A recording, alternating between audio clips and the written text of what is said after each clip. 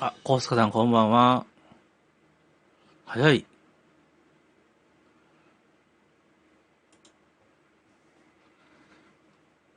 こんちゃ。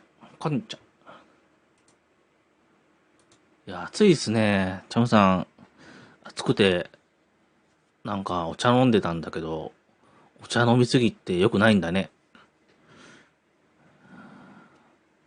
あ、カロンさんいらっしゃい。あ、おでんさんいらっしゃい。ちょっと音出します。コウスケさん、暑いね。暑いね。ちょっと、メガネかけてるけど、1個目逃した。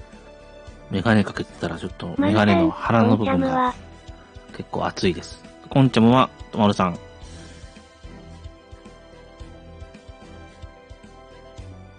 まるさんもバイトやし、ちょっと早くしたかったな。福袋の結果送るわ。あ、送ってください。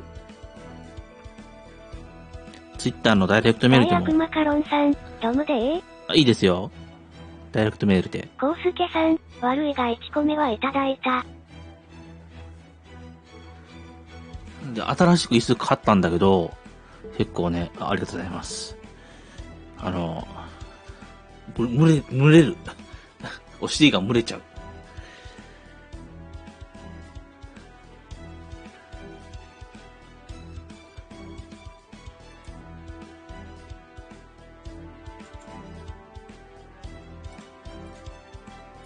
なんで、セブンチェアって、そのね、ジェネリックっていうかな、安物のやつ買ったんだけどね。結構蒸れちゃうね。木のやつですね。ゲーミングチェア、ちょっと壊れてしまったんで。まだ使えるけどね、ちょっともうグラグラ来てこれ危ないなぁ思ってね。ちょっと、ゲーミングチェアとは違う椅子にしてみたんだけどね。2年ぐらいか3年ぐらい使ったかな。だから、結構使った方かな。ぬえさん、今日は麻雀とかやってた。わら。あ、麻雀やってたの。麻雀、やり方わかんねえ。今日はね。大悪マカロンさん、140秒に収まらねえ。140秒に収まらない。あ、動画で送ってもらえるんだ。フリクエでね、石ないんですよ。チョモさんね、昨日っていうか朝起きた時に、ぬえさん、七志さんと芝さんがいたかなわら。暇つぶしに、ちょっとね、コウスケさん、性能やりまくってたら、石なくなっちゃってね、ロレンチちゃん弾けたのはいいけど、石なくなっちゃった。だから石必死でゲットしに行きます。チンキュもね、ゲットできました。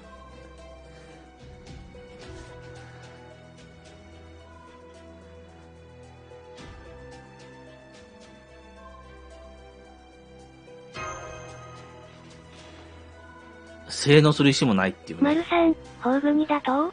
そうですね。頑張りました。その代わり石ないですよ。丸さん、死刑、わらわら。石ないんで、石ないんで。あと、プレステさんのゲームもやってた。あ、プレステさんのゲーム。何のゲーム？大悪マカロンさん、最初の部分切れてるけどあ、いいですよ。メシリュウさん、こんばんは。ぬえさん、メシリュウさんこんばんは。ヨロパミー。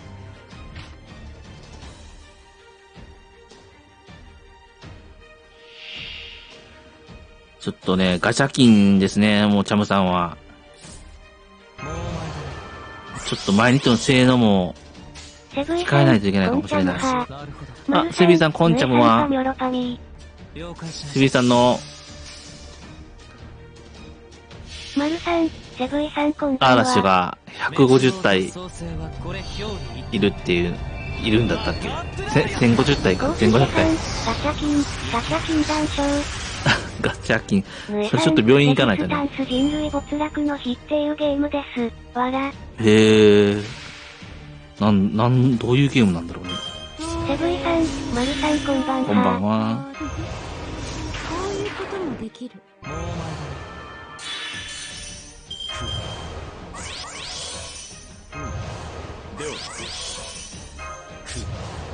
メシリュウさん、普通に、まさかの予備不4枚でダブインチ来たんで、はい次。の新しいガチャ早く来てほしいって感じ少ししますあ、ね。いいですね。ぬえさん、おめでとうございますシューティングゲームですし、わら。シューティングゲームセブイさん、ホール後、300人ですね。あ、間違えた。宝具300人。すごいな。創生はこれ表裏一体。またプララよ。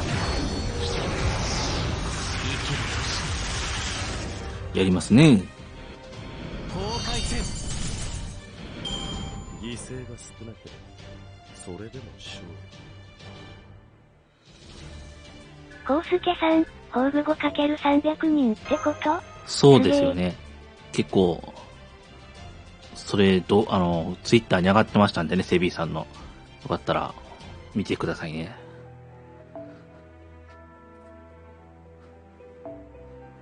石がない。今、石ね、2個。泣き。ぬえさん、ナナシさんが3時間ぐらいずっと見てくれてました。わら。あ、そうなんだ。で、七七さんにさ、七七さんに、一番行きましょう。了解し500円あげないとね。500円分。七七さん来ないかな。コウスケさん、せーの、ぜひもなし。ぜひもねえな、ぜひもないね。メシリュウさん、石2個何に費やしたんですか？ロリンチちゃんに、ダヴィンチちゃんにね、費やしたんです。もうないです。粛清了解しました。ピンチです。星の灯火が消え、 200個あったのが運命を裁かれる。マハープララよ。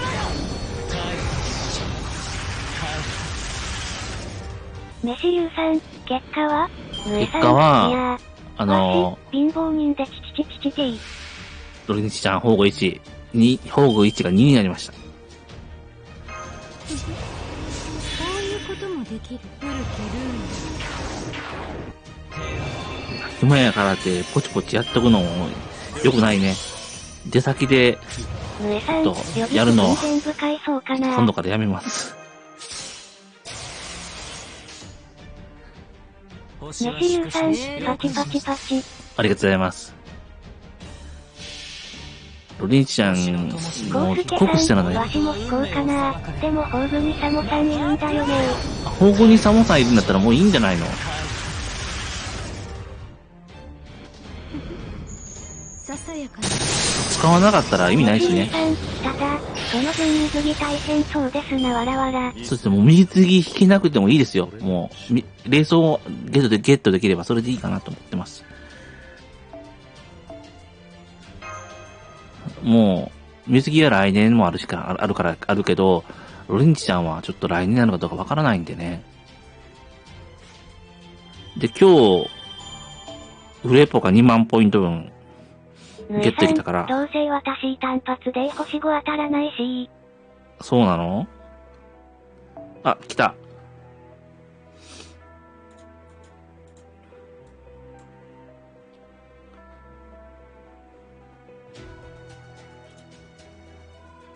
大悪マカロンさん、遅れた。メシリュウさん、確かに。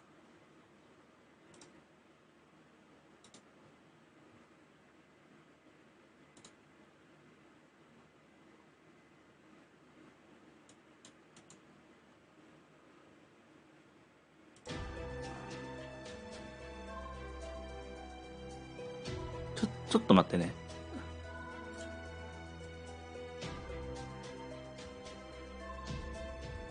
ちょっと、このぐらいの大きさになっちゃうけど、許してね。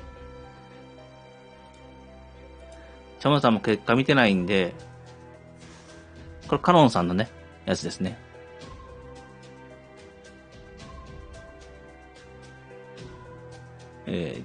やりますね。これね、ダウンロードできないんでね、こういう直目線になっちゃうからね、ちょっと許してくださいね。音は鳴りませんので。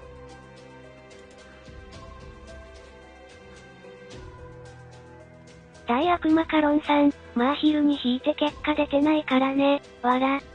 はあ。結果出てないの？あ、出してないの？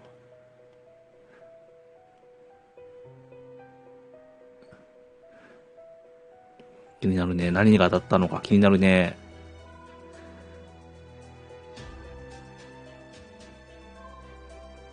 ゼルレッチ。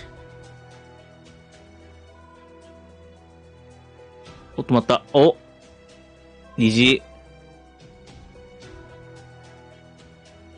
アサシン。なんだろう。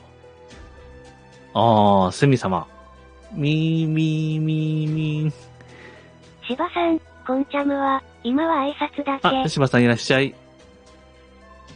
了解です。ありがとうございます。2枚抜きになるかな？飯流さん、福袋3枚抜きしたんすけど、かぶりでしたわらわら。3枚抜きすごい。裏山裏山裏山裏山裏山裏山裏山。ぬえさん、芝さんパミョロパミー。3枚抜きはすごいよ。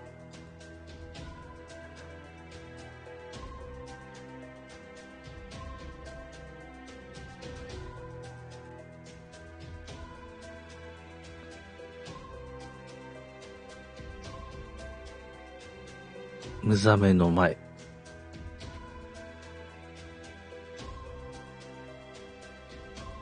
芝さん、では、みんなにデデドンデデデデってドン。お、キャスターに2枚目や。様マーリンか。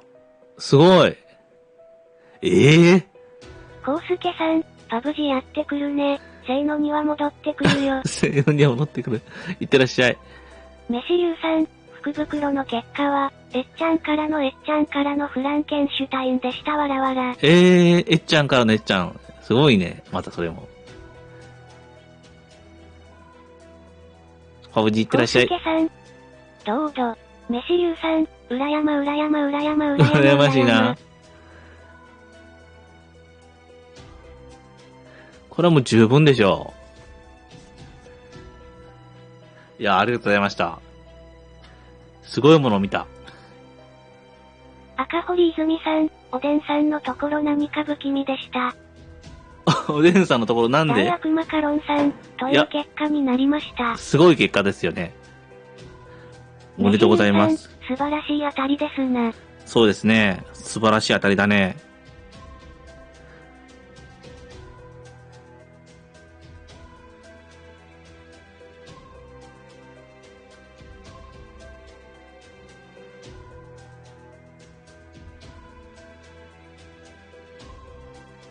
ぬえさん、ファダブルレジスタンス人類没落の日っていうプレさんのゲームですか？わら、飯流さん、なんか悔しい。なんか、悔しくなってきたな。悔しいです。飯流さん、ストーリー回したくなってきたわらわら。なんでストーリー我ながらいい間違えた。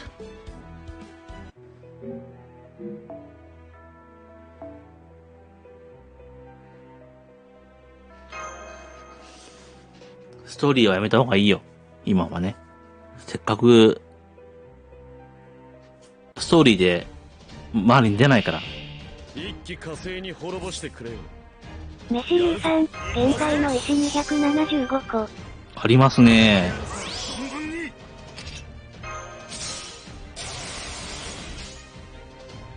いいだろう。了解。行きましょう。大悪魔カロンさん、まあ2枚抜きとかしたことなかったし。そうなんだ。チョムさんも2枚抜き初めてですよ。アンボニーとね、セミ様、2枚抜きです。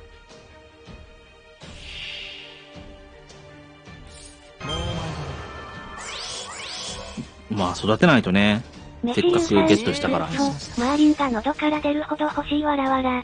赤堀泉さん、そうなんだログインボーナス毎日石もらえるからよかった。毎日石もらえるの？これもらえない。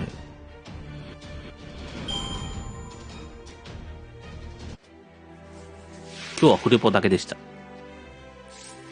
ならばこうしましょう。どれにしようか。マーリンはひょっとしたら夏の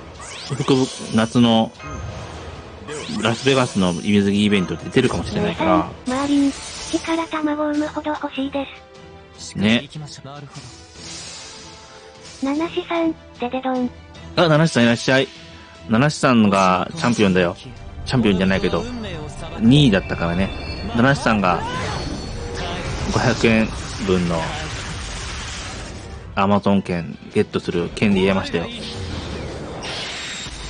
大悪魔カロンさん、まあマーリンは復刻クリアローチそのトップといいよ。そうだよね。その時にまで1位残しとけばいいと思いますよ。それでも勝ぬえさん、実際口から卵産んだ。え？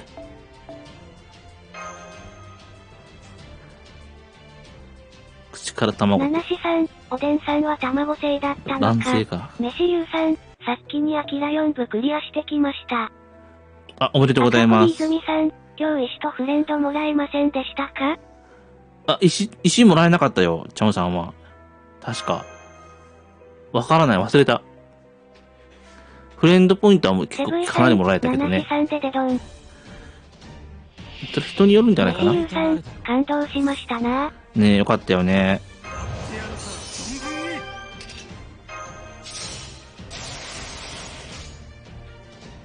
行きましょう。最後ね、あれがこうなって、これがああなるっていうのが。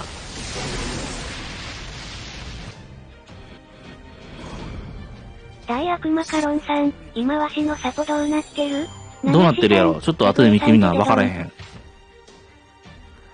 飯流さん、相手側の星さんの人がかっこよすぎるわらわら。あ星は了解しました。星さんの人といえば、さん、ロリンチちゃんを100レベにしました。あ、縁側さんいらっしゃい。星さんの人といえば誰だったっけ？飯流さんでデドン。相手側の星さんの人といえば、アスクレピオ、医者ですね。赤堀泉さん、今年冬シナリオ楽しみですね。そうですね、楽しみですね。七志さん、赤堀さん、縁側さんでデドン。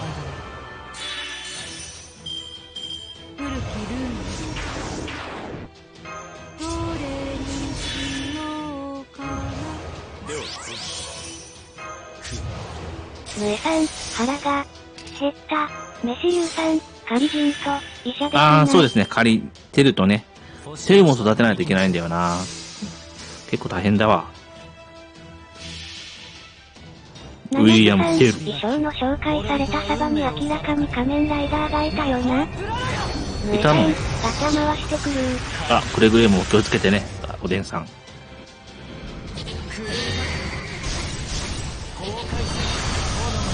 七志さん、腹が減ったらおでんを食べればいいじゃない。そうだよ。おでん食べよ。近い勝利。戦う前に勝つくらいでなければ。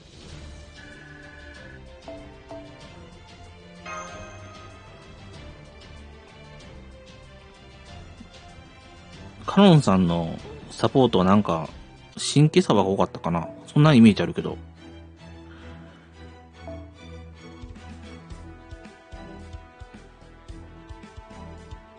ぬえさん、私はガチャ石全部回すようなことはしないよ。飯流さん、ナイス。2人とも持ってないんすよねわらわら。クリアしてなかったから出ないの知らなくて、だから、10連くらいしてみたいと思いましたな。なるほどね。真夏の日差しの下で食べる熱々おでん。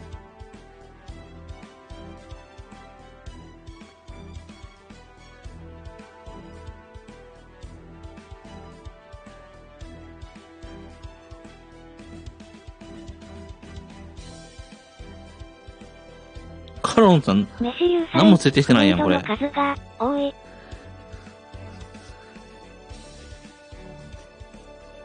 おかげさまで、たくさんの方がね、フレンドになっていただいてます。飯流さん、一枠空いているだと？人が空いてますよ。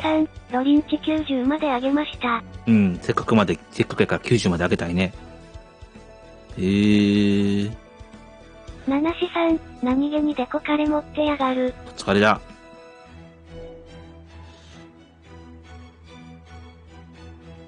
サポこうなってますよ。カロンさん、見てます？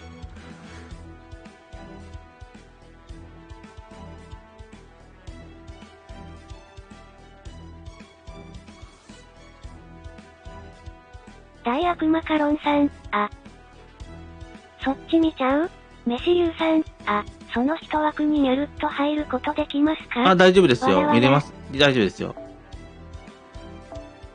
この番号なんで、よかったらどうぞ。まあ、ちょっとしょぼいですけどね、ちゃまさん。頑張りますんで。飯流さん、やった。大悪マカロンさん、初心者詐欺用のサポなんやけどな。どうやったんや、カロンさん。陳旧は結構いいよね。あとは、飯流さん、少し待ってくださいな。あ、待ちます。あとは、他のね、何だっけ。忘れた。名前が出てこない。飯流丸さんが好きな今起動中です。あ、了解です。丸さんが好きなね。忘れた。ごめん。七志さん、初心者がデコカレなんて持ってるわけがない。大悪マそうだよカロンさん、ちゃんとシステム組めるようにカレスコ置いてるんやで。にっこり。にっこり。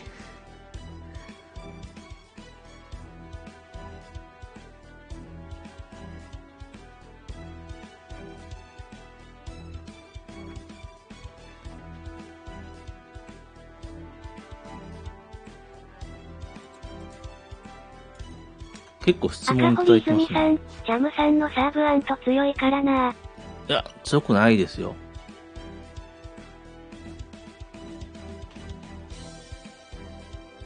丸さん、シャルロット、あコルデイ。そう、シャルロット・コルデーだね。はい。ありがとうございます、丸さん。飯流さん、今送りました。あ、了解です。今見ます。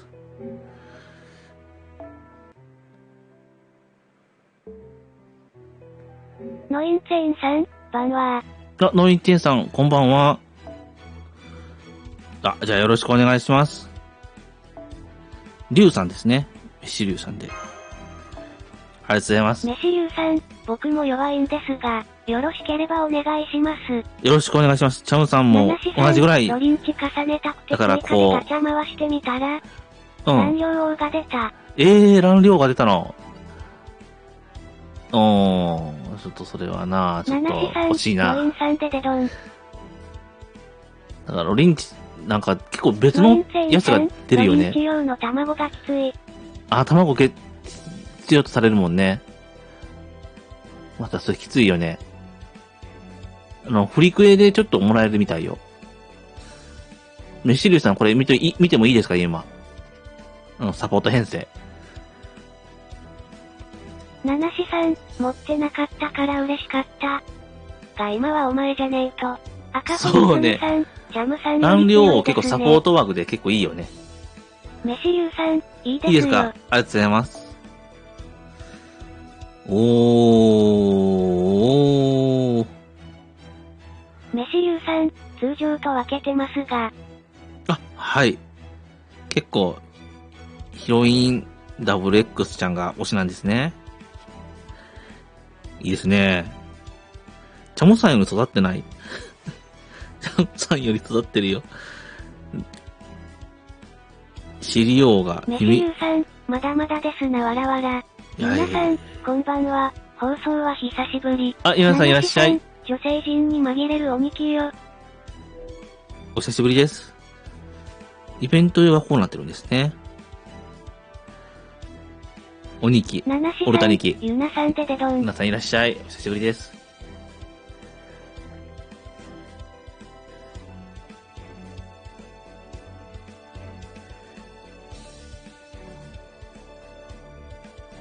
では、ありがとうございます。これでフレンド枠が全部生まれました。嬉しいです。またログイン日数1日とか2日ではね、切らないんですけど、なんと男性オルタニキと、ホームズしか持ってないんすよわらわら。そうなんだ。それすんごい偏ってるね。ログイン日数結構低下してる場合やったら、一旦切る場合ありますんでね。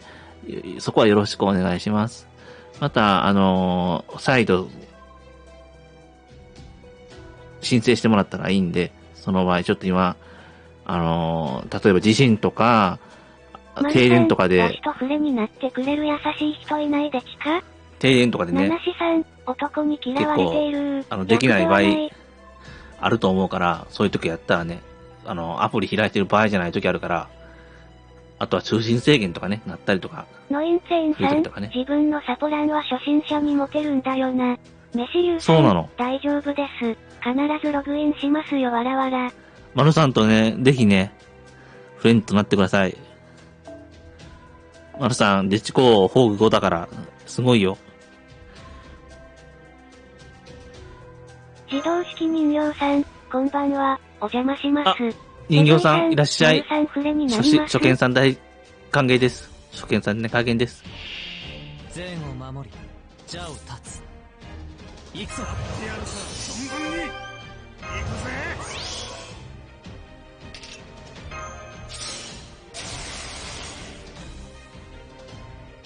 初心者に持ってるサポって何なんだろうな。やっぱりヘラクレス？つまらん。七志さん、自動式人形さんででどん。ゆなさん、オラのロリンチ出ました。メシユーさん、ロリンチ出ましたか？よかったです。よかったら僕もなりますよ。マルさん、セブイさんもうフレじゃないか？ノインツェインさん、一人アクト1日に4人ぐらいマスレベ2桁の人からフレ申請来る。マーリンが、やっぱマーリンやろな。マーリンが、ホーム。縁側さん、スカリーかロリンチちゃん好き好き好き好き、正規。七志さん、嫁やろな。あいつだけで一部クリアいけるし。ヘラクレスな。諸人は運命を裁かれる。まあ、リンチちゃんね。いいよね。4人ぐらいってすごいね。ジャムさん、なかなか来ないよ。丸さん、4億59万1575です。よろしくお願いします。赤堀泉さん、今日朝から広島原爆 NHK で見ました。セブイさん、そうですね。今日は原爆の日ですよね。なんです。縁側さん、100レベのロリンチちゃんをオールに置いた瞬間にフレンド申請増えた。七瀬さん、ロリンチとかいう高級なサモさん、自動式人形さん、絆嫁強いですよね。そうですね。星の灯火が丸さん、バイト始まるので落ちます。休憩の時に承認いたします。マスター名は鈴鹿ステラです。そうですね。鈴鹿ステラさんですよね。もうちょっと早くしたかったな。ノインツェインさん、丸さんが見れるように山サバを初体サポランに置けば嫌でも申請して9人増えるぞ。セブイさん、確かに上じゃなかったっぽいので送りました。七志さん、丸さんバイト頑張ってら。丸さんね、ほどほどに頑張るんだぞ。バイトファイトです。メシユーさん、ファイトです申請今しました。丸さん。セブイさん、バイトファイトです。ファイトファイト。ユナさん、プーサー100キズナマいるかな？なかなかいないと思う。プーサー100で、キス生。我々が獲得してきた聖杯とは今回も無事に赤堀泉さん、広島原爆の日休みにすればいいのに。そうね。休みにすればいいのにね。午前中休みとかでもいいと思うけどね。とか全休でもね。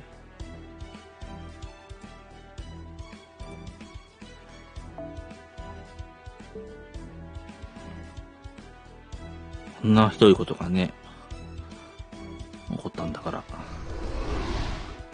しかも暑いからね。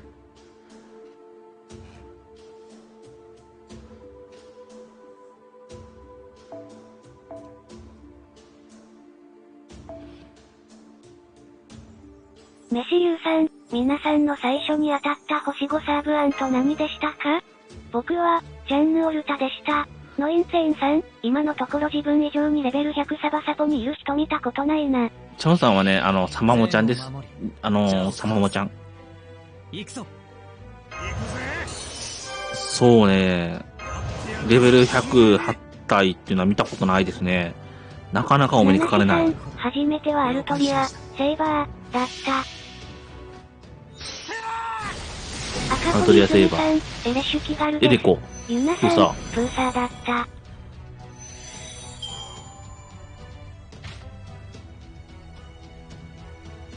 へメシユえ。ーさん、ナナシさん、裏山裏山裏山裏山。まあね、星さん、レベル155。星3サーバントでも全然祝す行きましょうレベル100とかね、できるからね。まあ、推しのサーバントがいたら、それ育てるっていうのもありだから、セブイさん、全然ね、初めてわかるなかな。レア度が高いだけでね。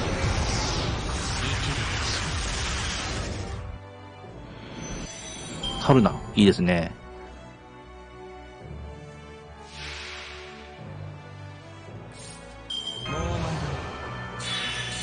ノインツェインさん、あと聖杯一つで9からダメのレベル100作れるのよ。すごい、すごいアル。トリアに 3.40000。くらいつぎ込んだのに当たりませんわらわら。自動式人形さん。マジ僕は水着ジャンヌ狙いで回したらルーラージャンヌが出ました。それが初星5です。ルーラージャンヌナナシさんレベル100にするより低レアをレベル90にしたい人矢印。祝す行きなるほど。ねえ、低レアをレベル、まあ、100は趣味だから、趣味って言われてるよね。ナナシさん、アルトリア。まあ趣味じゃないんだけど、実際には。でも、100にするのが大変だからね、かなり。なかなかセアが足りひんかったり、炎のQP が足りひんかったり、するから、赤堀種火も泉さん、大変だし。星3聖杯もったいないいや、。もったいなくはないですよ。ナナシさん、ルーラージャンヌ強いから。ルーラージャンル強いよ。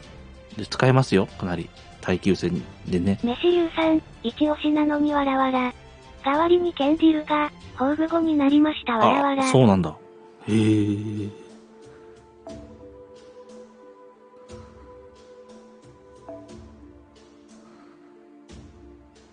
セブイさん、聖杯は好きに使えばいいからね。そうですよね。まあ、月にね。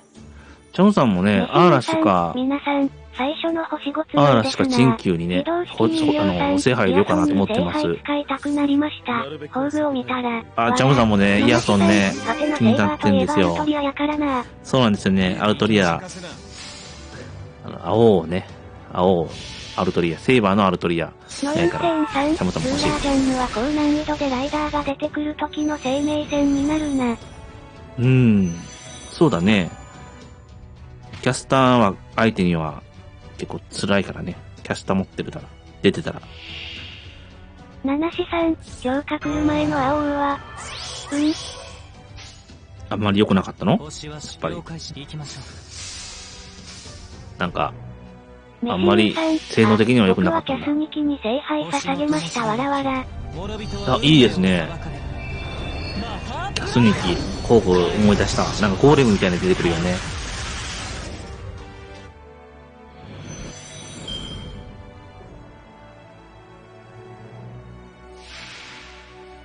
セブイさん、直感で星15個もらえるでしょ。すごいよね、それはね。いいよね。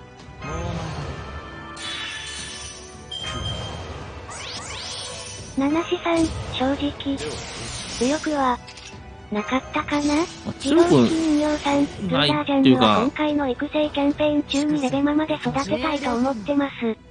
他のサーバントの方が結構ね、使い勝手良かったってことかな。今のシステム上。まあ、驚愕へ来たらしいからね。驚愕へというか、なんか、まこやか知らないけど持ってないから。メシユさん、ナナシさんの言う通りかもですな。ウルラジャンヌ、今回の育成キャンペーン中にレベルマ、いいですね。ぜひ、育てよう。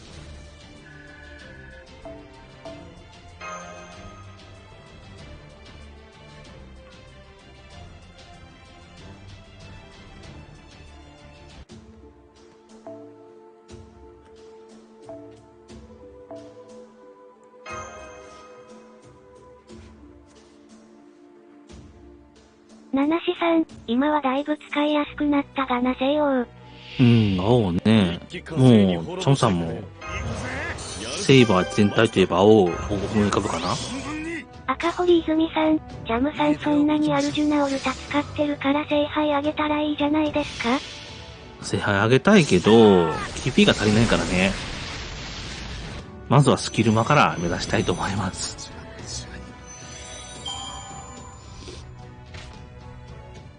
こんなにね、告知してるしね。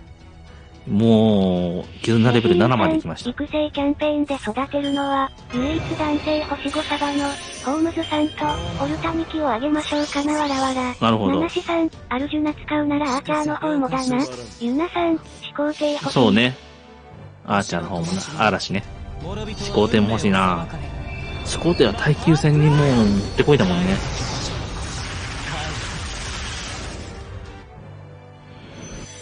最近のサーバー強すぎひん？それにしても。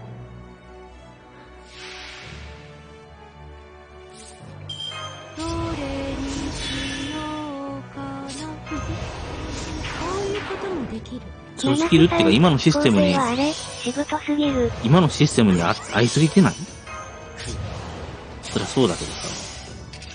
そうじゃなくて引かないっていうのもあるけど。ちょっとな了解しました。使いやすいのが多いよね。こんなん誰使うんっていうのがないっていうかね。ね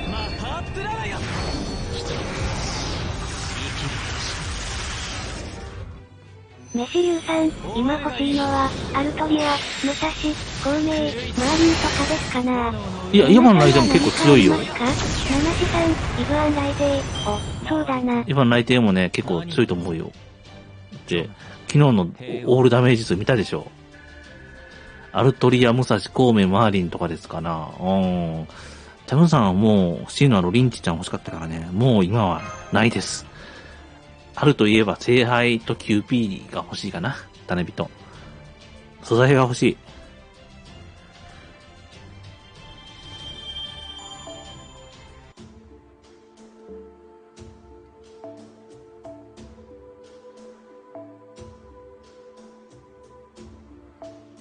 ナナシさん、剣式をよこせ、剣式を。まあ、強いて言えば青かな。青。まあ、スカディもうゲットできないからね。もう諦めてます。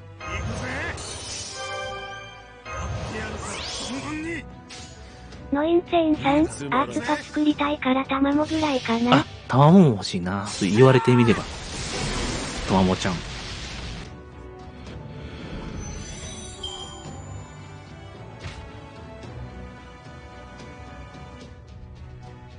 自動式人形さん、スカディ欲しかったです。チャモさんも欲しかったよ。欲しかったよ。メシリュウさん、最初やり始めた時は、キューピーコンだけありゃ大丈夫だろわらわら。って思ったのに今、足りなさすぎるわかる。それすんごいわかる、メシリュウさん。強化解除持ってるけど、結局どいつもこいつも解除不可でな。ノインツェインさん、そうですよね。ナナシさん。そろそろ絆13になりそう。そう言われてみればそうだね。あ、スカディ使え、いいなぁ。13だもんね。今12か。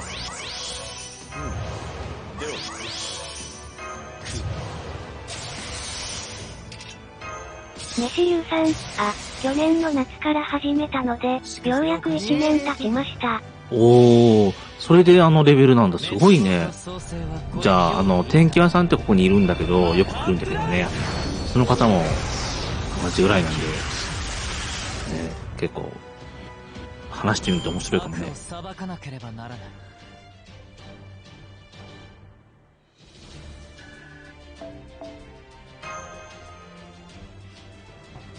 その方も去年の夏ぐらいから始めたらしいんでね。6月か7月ね。やりますね。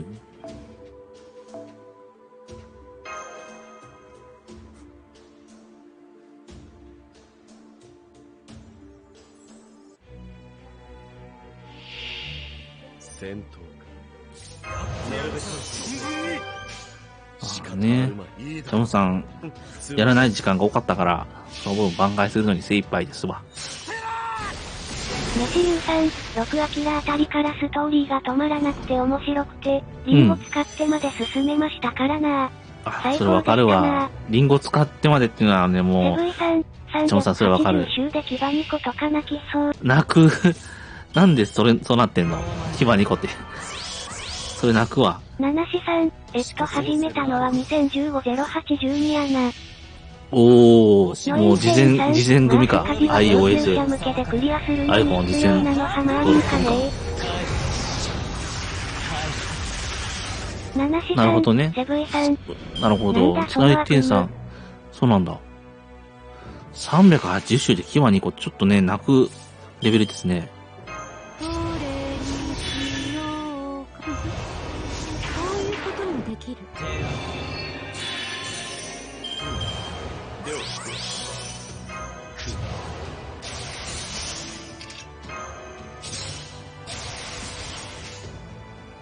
星はしくりきましょう。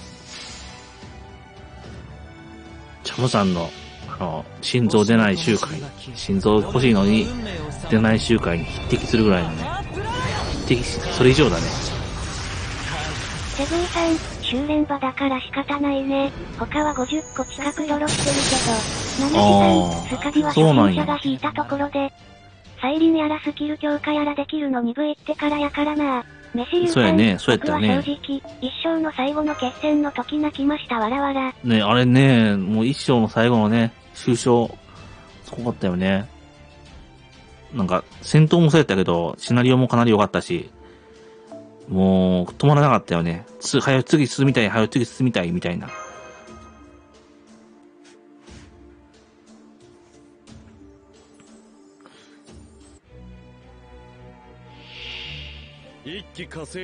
今でももう一回やり始めて、その時の感動をね、もう一回味わいたいっていう方もいらっしゃると思うんですよね。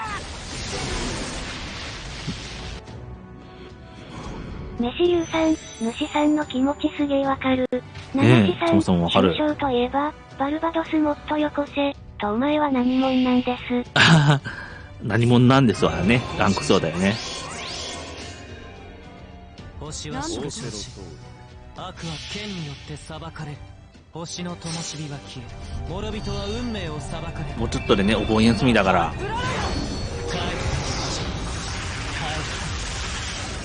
ちょっとでお盆休みやからね。その頃に夏イベなんだろうな。夏のイベント。ラスベガス。まあ、してほしいね、それもね。七四さん、殺したかったけど死んでほしくはなかったバルバドス。ユナさん、ライネスのやつまたやりたい。ライネスの、やりたいね。人もやってないから、それ。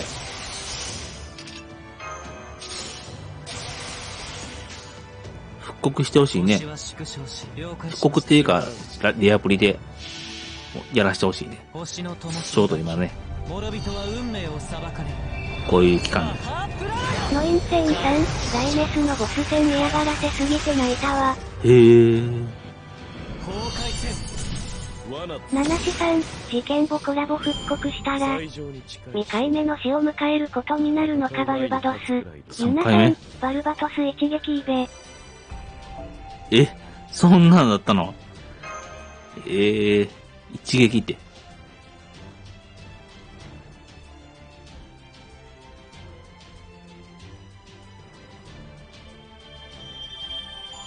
飯流さん、僕は下切りスズメ早くやりたいっすね。下切りスズメね。そうなん。時間なくてチャムさん。ノインテンさん、プロ聖杯のスカサハとスカスカでやり投げ大会だったな。泉さん、そうなの、ノインテンさん。バニアンやってほしい。ユナさん、バニアンね、もう一回やってほしいな。3回目のバニアン。楽しかったな。イリア黒聖杯終了？七四さん、レイドボスにバルバドスがいた。朝を迎えられないと思ったら追加されて笑った。そうなの。感動しますよ。バルバドス何回やられるねんって感じなのかな？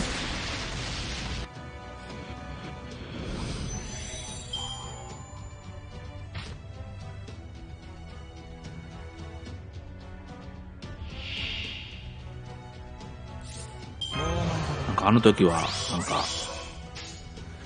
ちょうどやってなかったからな。ユナさん、宝具50、60万、くらい出た。60万って、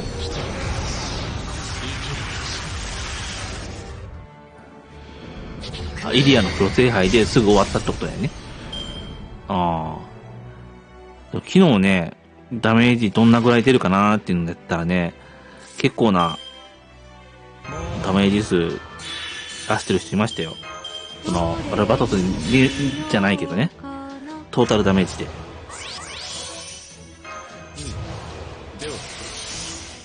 でもバルバトス相手やったらどんだけダメージ与えられるんだろうね。最高のダメージトライアル。どんだけ出てたんだろう。ああ、チャムさんも再開したかったな。諸人は運命を裁かれ。七志さん、鉄鋼のイベントはあれ福刻む陸ね。タイミング的に、正月に新イベ入れるとしたら、枠が。そうね。復刻ないもんね、正月イベントで。さん、ドルバトス50万、なかなか難しいですよね。あ、そんなに難しかったんだ。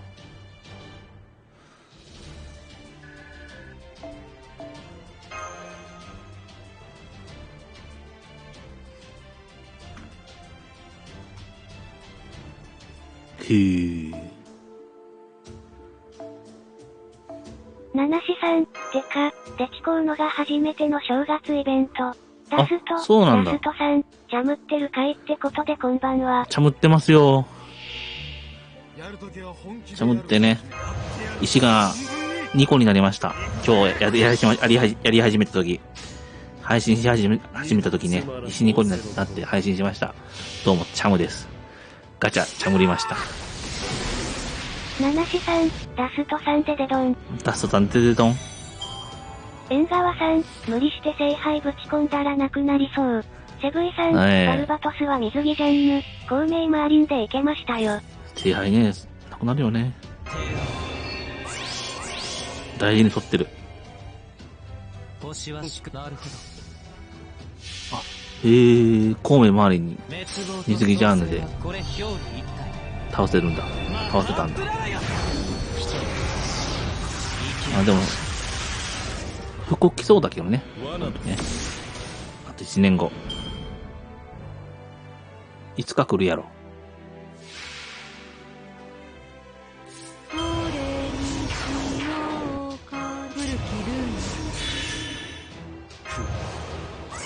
赤堀泉さん、ジャムさん何のガチャしたんですか？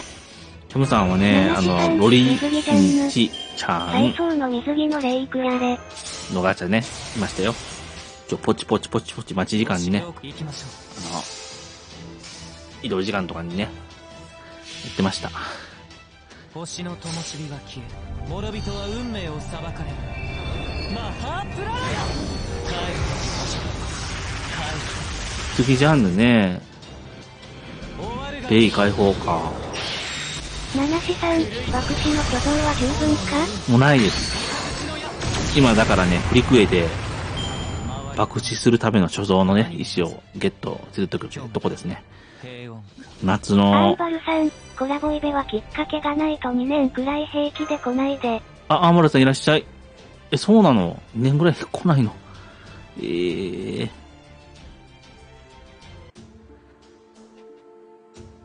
ゆなさん、今年の夏海外旅行でサバフェスの会場行ってきます。あ、いいですね。アンバルさんでデドン。ハワイ行ってくるんだ。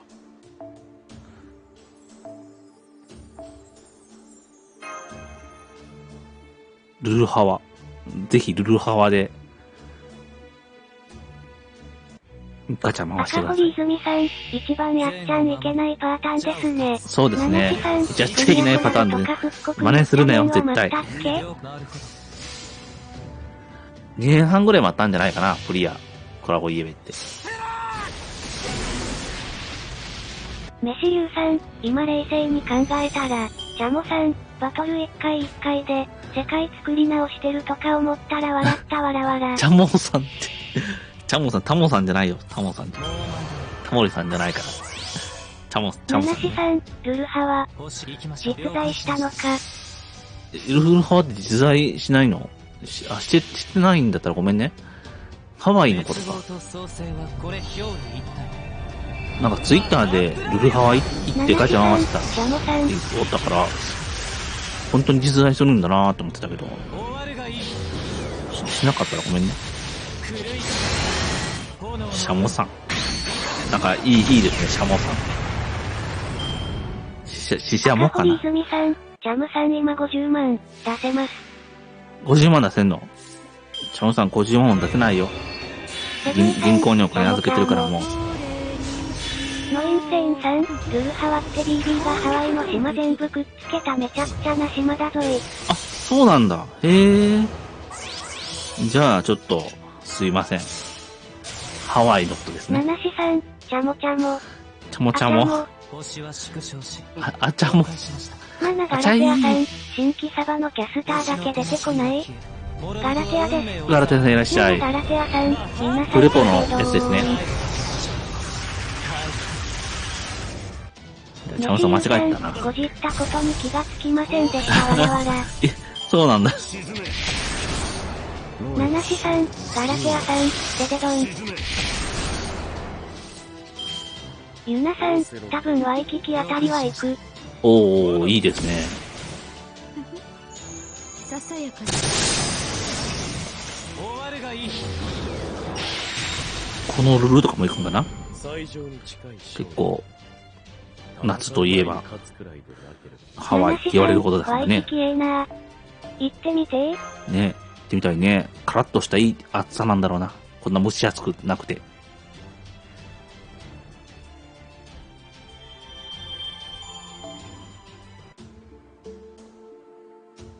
赤堀泉さん、ジャムさん間違えました。威力50万、いけますか50万、いや、いけるかな？無理ですナナね。シさん、ホノルルハワイでルルハワだっけ？あ、そういうやつだったんや。ナナガラテアさん、海外すら行ったことないし、他県も4地くらいしか行ったことない。ぜひね、旅とか楽しいですよ。タモさんもそんなにね、海外行ったことないけど。でも楽しいよ。異文化、言葉が通じないからね、必死になるし。ノインセインさん、すまないさんならホーグ語で敵がエリザベートとかなら余裕でいけるぞ。へー。エリちゃんなら、とか竜属性だからね。グアム行ったくらい嫌な海外は。あ、いいですね。研修旅行か。研修旅行か。修学旅行と思った。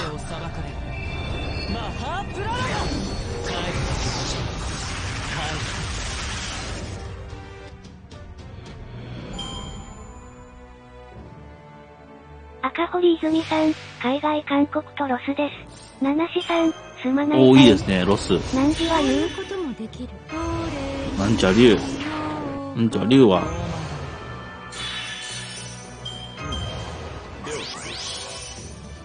あれじゃない。ゲール・ギース先生、なんじゃ竜って言って、好物です。ナナシさん、まあ、初日以外ほぼ自由時間だったけどな。いいですね、そんな研修。研修というかもう、遊びに行くみたいな感じだね。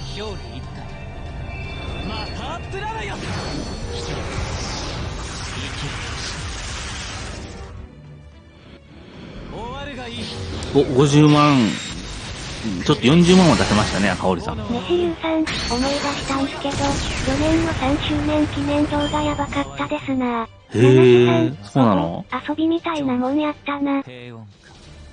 どういう風にやばかったの？教えて。3周年、あんまり知らないんです。加納さんが、なんか、偽物の剣でやられてるのは見た。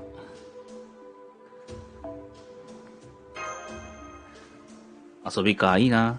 二階堂銀牙さん、お番今日は挨拶だけ。あ、二階堂さんいらっしゃい。ありがとうございます。一気火星に滅ぼしてくれよ。ナナシさん、4周年の記念 PV? もうなかなかやばかったな。やばかったね。あれちょっともう、正座して見たかったね。赤堀泉さん、昔仕事上海外行きました。海外って大変だよね。食べるもんとかが合わないとかね、あるから。仕事で海外はあんまり行きたくないな。なら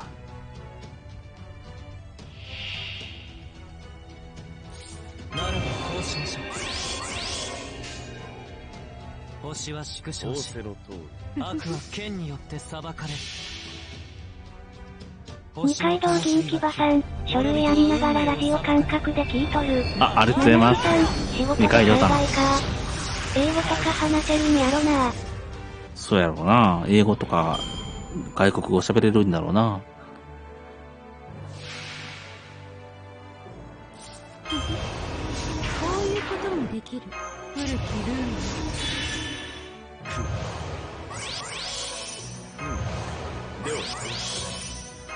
トムさんはね、七志さん、Y は日本語専門です。トムさんはボディーランゲージ専門ですね。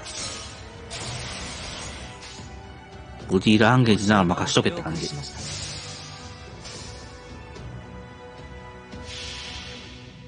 星の灯火が消え、諸人は運命を裁かれる。あんまりね、メシユーさん、4周年やばいの分かりみですな。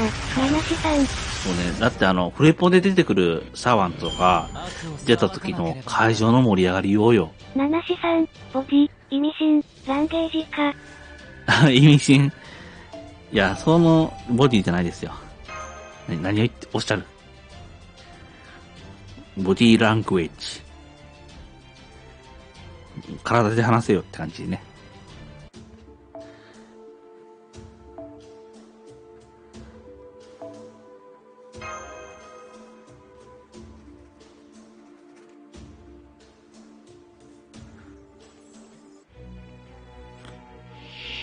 アーンバルさん、私、日本語、ちょっとわかります。アンバルさん、ようボケるな。よくなる。七志さん、フレポのサバたちのせいで、ロリンチちゃんの影が薄く、赤堀泉さん、そうね七志さんわかる日本の方が安心します。ねえ、日本の方がチャムさんも安心するよ。メシユーさん、暑いけどねイヤソンが、僕的に感激した。あ、そうそう、イヤソンの宝具と、普通の攻撃のパターンの面白さよ。でイヤソンがしかも CC っていうのがね、びっくりした。どころじゃ、ないやろ。ね、ちょっとどころじゃないやろ。ちょ行きましょう。っとどころじゃないよ。ないよ。私、ちょっと日本語わかる、あるよ。マハプラーヤ。人生き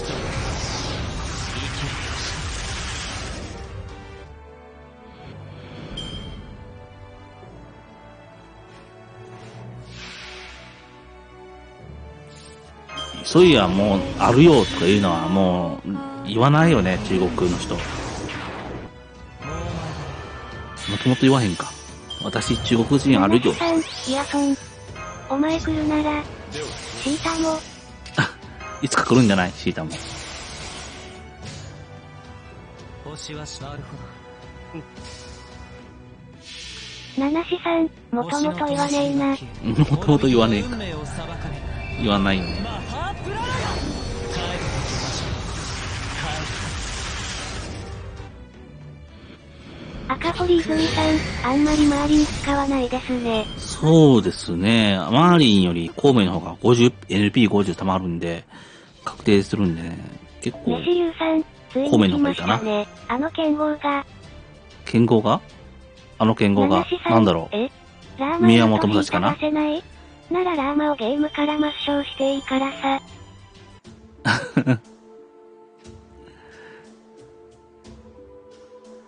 カキロンアルファさん、冷蔵欲しい欲に溺れてガチャ回して石つきました。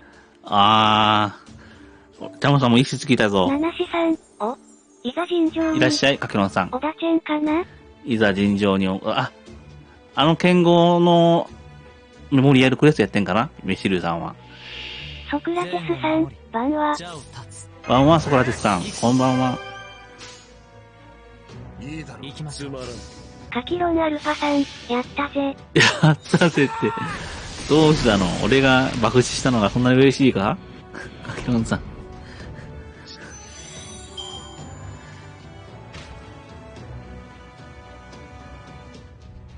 アーンバルさん、なんだかんだでマーリンも孔明もスカディも傷生にならない。言うほど使われないんや。七志さん、チャムさんはカキロンさん、ソクラテス孔明がさんでデドン。もう、キス生ソ。クラテスさん、欲望に負けてガチャ回しちゃいました。ノインセインさん、メメリアルチャムさんも回してよは楽だったな。カキロンアルファさん、はいだって自分爆死とも言えなかったです。メモリアルクエスト今年も楽だったね。今年は楽だったね。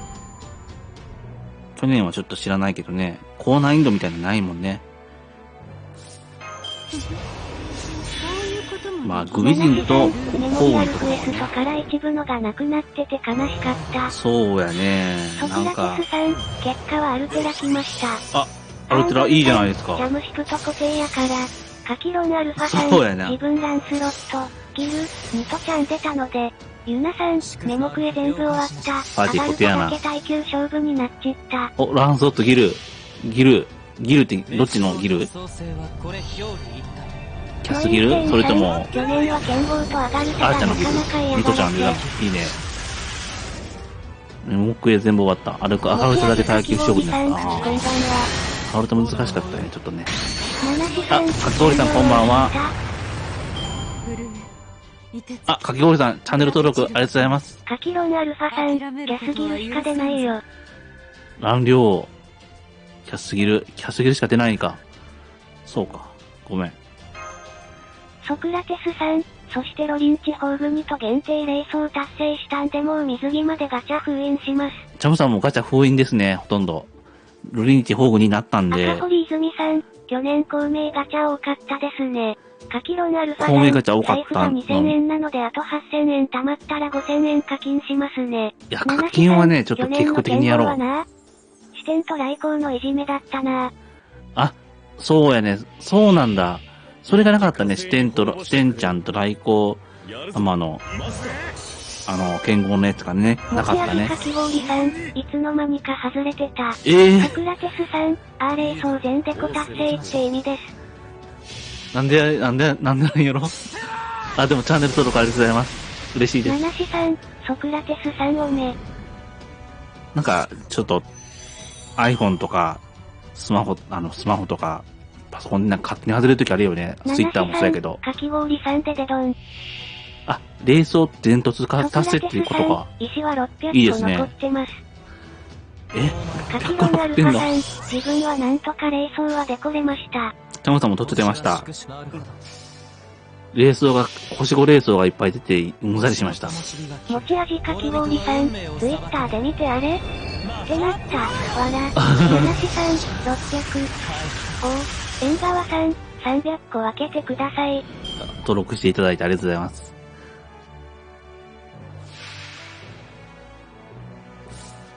そういうこともできるけど、なんかね、勝手に外れるときあるんだよね。メシユーさん、今年もギル祭かな。ねえ、今年もギル祭かなそれとも、なんか別のやつかなちょっと気になるね。行きましょう。持ち味かき氷さん、ネロ祭に戻ってほしい。七志さ、そうんでもいいよねロリンチ重ねたかったな。もうダメや回せん。水着も、あんまし、カキロンアルファさん、夏までにネロの絆を11にする予定です。うんソクラテスさん、ロレンチかなり出るの渋いからね。今還元率が 20% 他の出るから課金しまくりました。あ、還元率が 20% なんだ今。つけたてさん、初見です。夏のまでにまだ水着を着たさんの情報出ないからチャンネル登録解除と低評価しました。夏にネロの絆11ノップ再開出て催。頑張りましょう。ぜひもないよね。そう二階堂祭り開催銀騎馬さん、スケブーさんいらっしゃいジャムさんの緊急システムするの緊急システムするかもしれないけど、まだしないよ。できないよ。七志さん、スケブーさんいらっしゃい初見なのに水着解除できるのか沖田さん、情報出ないから、八つ当たりすぎる。やつ当たりすぎる。スケブーさんの挨拶だからね、それね。いつもの挨拶だよ。チャンネル登録開始と低評価。まずチャンネル登録と高評価してください。よかったらね。スケブーさん。アーンバルさん、ジャムシはどこでもこのプトだよ。そうだよ七志さん、ノップ、水着を着たそういうのええから、二階堂銀騎馬さん、あったね書類を渡七七さん。ソクラテスさん、真あお疲れ様です全体なので超強力な攻撃だからね。ソクラテスさん、そうですよねなのに行きましょう。つまらん。で、面白いよね。なんかああいうことできるっていうのが、また新旧。カキロンアルファさん、無限に種火周回できるので、うんソ。クラテスさん、全体で超強力な攻撃は初。無限じゃないけど、まあ、ほぼ半減だからね。全体で超強力な攻撃。あ、そうなんや。アーラシは、そうじゃなかったんだ。全体で超強力な攻撃は初。大体あれ単体フォーグで出るよね、大体ね。絆上げ放題。絆上げ対応。七志さん、緊急はスキル使い終わったサポーターを自害させる。そうそうそう、大量させるよね。ソクラテスさん、全体は強力な攻撃だからね。あ、強力だったんだ。アーラッシュも超強力やぞ。あ、アーラシも強力やった強か。化もできて絆も上げられる。最高。スケタケさん、そうね曜日クエスト半減の方がイベントよりやる気が出る今日この頃。持ち味かき氷さん、そうなんだ全体にケブさん単体宝具売ってるからね。そうだよね。超強力な攻撃、単体フォークでしか、あんまりお目にかかれなかったからね。七志さん、超強力は単体宝具やから基本は。うん。で、しかもガッツでまた生き残れるっていうのがね。またいいよね。星の灯火は消え、諸人は運命を裁かれる。セブイさん、他人の命でステラを撃つな。そうだね。それ、そうだよね。ちょっとそれはね、一言言いたくなるよ二ね。階堂銀騎馬さん、右の正しい使い方。そうだね。ミュウでソクラテスさん、ガッツ使えますよ緊急待てで自ね。前で言ってるからな。回り転む絆待て参照、他人ステラと、虚無か平穏か。へえ、待て。絆待てってなんだ。絆待て参照。はい。生き残さしてどうすんだって話。持ち味かき氷さん。まあそうだね。土方さんと組ませた鏡周回面白かったな、珍球。へえ。鏡周回してはったんや。また出にくそう。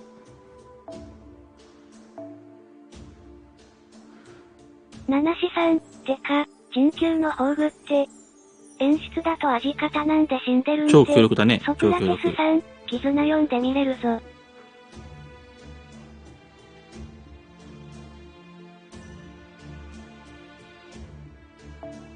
絆読んでみれる？赤堀泉さん、ストーリーガチャで石像出た人いますか？あ、絆読んじゃない。さん、まんま食べるので落ちますね。了解です。ご飯食べれるんですね。いってらっしゃい。また来てください。ストーリー会社で赤道出た人、チョンさん、見ない七ね。志さん、飯流さん食ってらー。スケタケさん、ジャムさんは珍球の宝具使って何回も嫁の命を捧げるんやろ？二階堂それいいね。石像ヘラクレ欲しい。スの命ってね。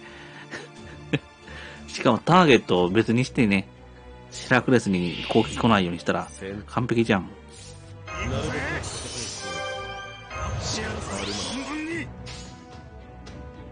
了解しました。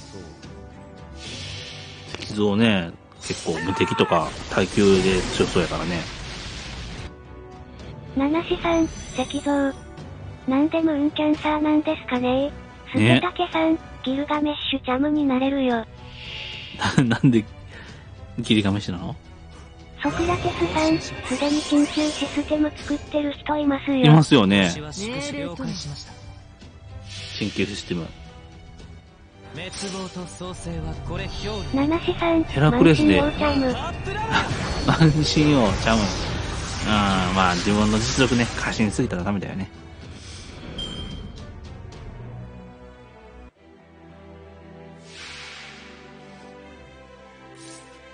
どれにしよう。古きルール。もうスケタケさん、嫁を愛せず何が多か。ソクラテスさん、そうだよ1ターン目に玉も生贄確定。パラピーでもいいよね。行きました。なるほど。アーンバルさん、可愛い子しかいなかったムーンキャンサーというクラスに突然現れたカエサル。カエサルじゃないけどねアーラッシュにガッツつけてステラ、からの緊急でカエサルのお腹似てるよね。アーナチにガッツつけてステラ。からのチンキュで。かわいそう。狂い炎の運。形の矢。スビーさんが黙っちゃいないぜ。何を望む？虚無か。勝利ボイス聞きたいんじゃ。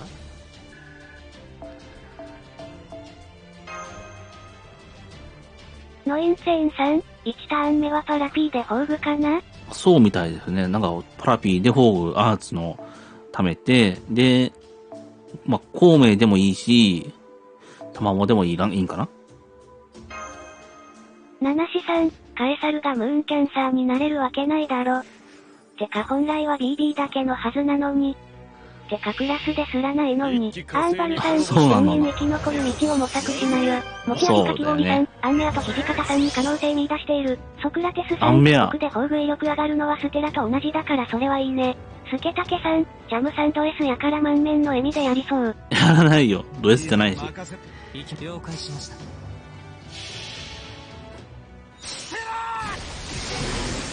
スケタケさん、アンメアと土方さんに可能性か。またどうしてだろう。オーバーチャージで宝具威力上がるのはステラと同じだから、それはいいね。うん。ヘラクレスならね、絆レースをやってたらね、結構生き残れるから。それは、大丈夫。生贄に何度でもなれるよ。ナナシさん、バッタ。俺もいるぞ。あ、バッターマンも楽しそうだね。足バッターマン。体力減っていったら、強くなるし。結構面白そう。さん、ソードアートオンラインの妖精王オベイロンやダンマチのアポロンみたいな満面の笑みでチャムさんやりそう。チャムさんそれ知らないスケブさん。1でも3ターン周回が可能。スケタケさん、バッタ仮面ライダー進化スケブさん、仮面ライダーネタにつくな。二階堂銀牙さん、ジュナを引いときゃよかったと思った今日この頃。ジュナをいいですよ。でも、ライコママいたらね、全然、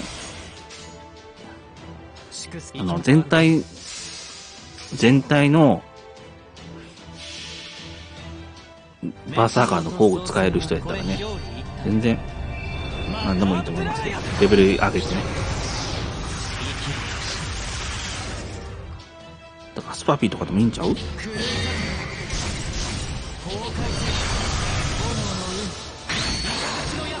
ナシさん、ダンマチのアポロン知ってると。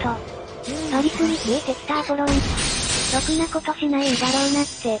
二階堂銀牙さん、ママンいるけど絆マなんじゃ。ああ、そうなんだ。ささやかじゃあ、あげないとね。さてアルテラ来たから種火周回確定や。アーンバルさん、特攻の面でジュナを最強やろ。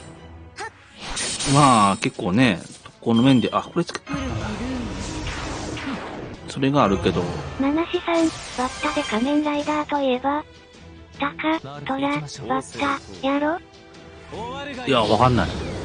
アルテラ来たから、種火周回頑張ってくださいね、トラテスさん。水着なんて視点でないんやろ？何かママとバラキーは水着になったのに。いや、まだわかんないよ、それ。視点ちゃんが。あ、今回の水着ね。今回ね。ルルハーのやつですね。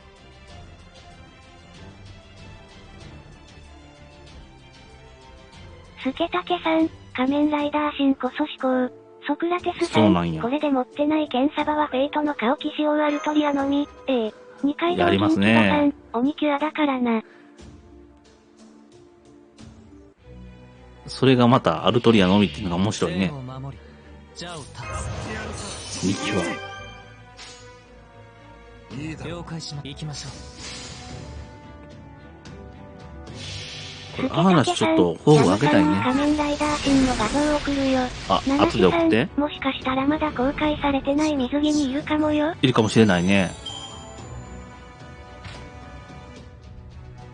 まあでもね、他の水着かもしれないけどね。沖田さんかもしれないよ。持ち味かき氷さん、アルトリアはすり抜けて宝具6や。かき氷さんでも、すごいよね。やり込み要素が。モング6って、2体目。フォーグ10目出せる。公開水着は絶対いるよね。スケタケさん、沖田さんと視点が同時に来るわけないやろ。声優が過労死してまう。ナミシさん、Y の中で仮面ライダーといえばクーガ。シャムさんは仮面ライダーといえばノリだ。持ち味かき氷さん、ピックアップにあるやろね。そうね、ピックアップ3もあるかもしれない。仮面ノリだ。七志さん、毎年6体は水着着てるしの。はい、行きましょう。スケタケさん、今回の映画のリーダー出るらしいで。そうなんだ。ノリダー出るの。面白そう。諸人は運命を裁かれ。6体だから、あと3体出るんだね。七志さん、ノップ、起きた？そういうのええから。終わるがいい。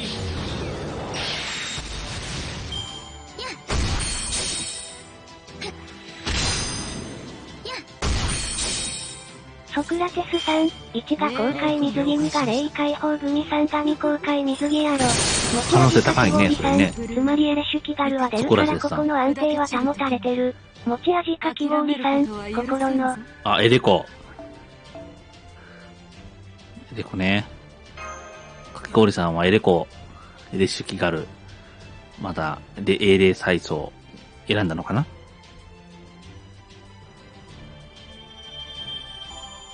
スケタケさん、とりあえず配布の発表はよ。ねえ、配布ぐらいは発表してほしいよね。心の平穏が保たれるぞ。配布のために頑張ろうって。スケタケさん、それ次第でやる気が天と地の差になるから。もちのろん。持ち味かき氷さん、もちのろん。あ、そのもちのろんのもちがもちっていうのが面白いね。なるほど。チャムさんは、アルトリア、リリーと、スカディがピックアップでされると思って、七志さん、スカディ、験担ぎで、ここのところ良いやつばっかだから期待したい。ソクラテスさん、英霊再送の待ては全部埋めました。残る派交換だけ。交換だけか。交換頑張りましょうよ。選ぶの頑張りましょうよ。行きましょう。なるほど。まあ、まだね、大丈夫だから。持ち味かき氷さん、沖田さんやろ、花越、アーンバルさん、なぜリリー？だって、アルトリア気に入ってるから。リリーしかなかったの。高木さん、せーの、七志さん、沖田、オルタちゃんか。高木さんいらっしゃい。せーのは、ちょっと今日はしないかもしれない、ひょっとしたら。沖田オルタちゃんあるかもね。持ち味かき氷さん、オルタ水着は草生えちゃう。寝てた。寝てない。寝てた。星は了解しました。七志さん、リリーはあれ本来はコスチューム違いのただのアルトリア。へえ、そうなんや。じゃあ、ちょっと、交換した回がまたアップしたね。スケタケさん、寝てたら水着になった。ありそう。七志さん、オルタに先を越されるとは。炎の海、水口の矢。悪を裁かなければならない。ありそうだね。で、ピックアップ4で、しれっと、出てくるかもしれない。ないかそれは。そういや、ロリンジちゃん、絆10になってる人いるらしいですね、もう。七志さん、メディアリリーもあれコスチューム違いのた。へー。持ち味かき氷さん、本当になりそうで草。七志さん、ラノメディアだったんやで。メディアリリーもコスチューム違いのただのメディアだったの。ソクラテスさん、ロリン地方組ならやっぱ宝物庫周回楽だ。メディアリリーいいやん。あ、そんなに楽ですか。下甲斐があった。ASD さん、こんばんは。ASD さんこんばんは。フォーグ5に、チャムさんすぐ自信がないってね。フォーグ2でも、フォーグ5ね。フォーグ2で、ちょっと頑張ってね。もうなくなったけど、石が。七志さん、ASD さんでデドン。ひょっとしたら来年ないかもしれないからね。これで来年やるって言ったらなると思うけど。行きましょう。滅亡と創生はこれ表裏一体。またプララヤ。スケタケさん、ちゃっちゃ、オルタちゃんが可愛く寝てたし今回やから水着にしてみて私も水着になってみた。はっはっはっ、オーバーウェイト仲間。七志さん、石チャチャが課金ができない。水着。来るんだったらまたいいねソ。クラテスさん、スキル1のルブ次第でパラピーとカンプ像を使っても若干足りん時あるんよ。七志さんそれわかる。チャムさんもやばい。メディアリーをスカビと福袋で間違えた人がいるとかいないとか。へえ、そうなんや。スキル1。だから2やったらちょっと足りるんだね。いいね。いいね。サモさん持ってない俺関係。メディアリーとか、スカディを、スカディと黒袋が。いるのかいないとか。いや、それはいるかもしれないね。やったことない人やったらね。ソクラテスさん、宝具1ならスキル魔じゃないと安定しない。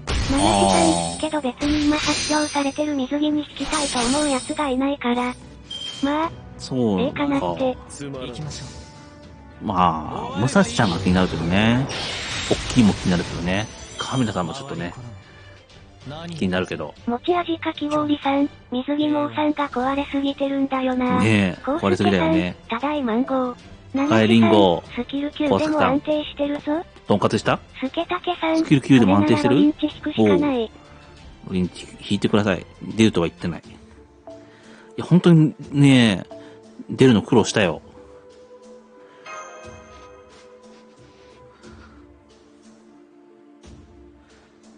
最後で出たからね。コウスケさん、ドンマサルいただきました。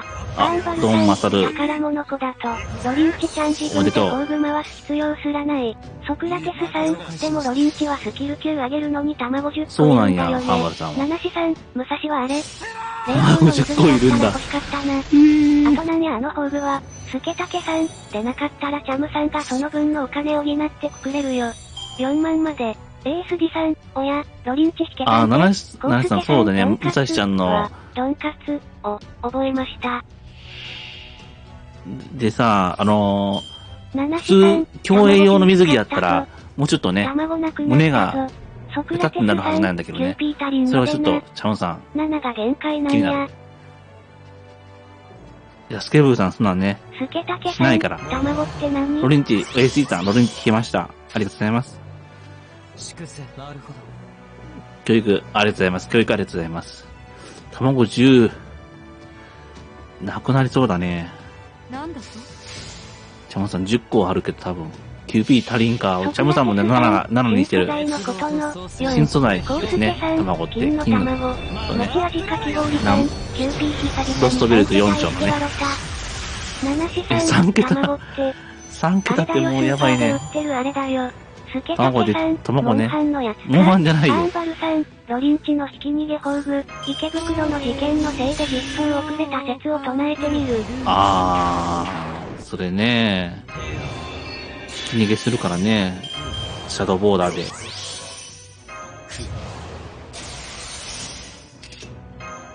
本当はもっとやりたかった。早く出したかったのかな。了解、行きましょう。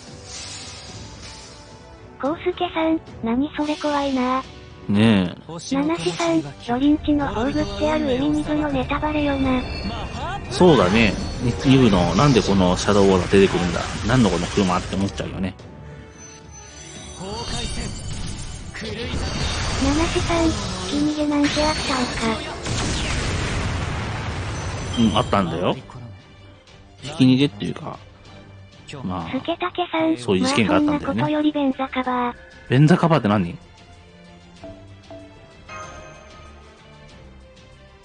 七志さん、アーケードと同じ演出でよかったよなーって。アーケードの演出見てないんだよな。また見とかな。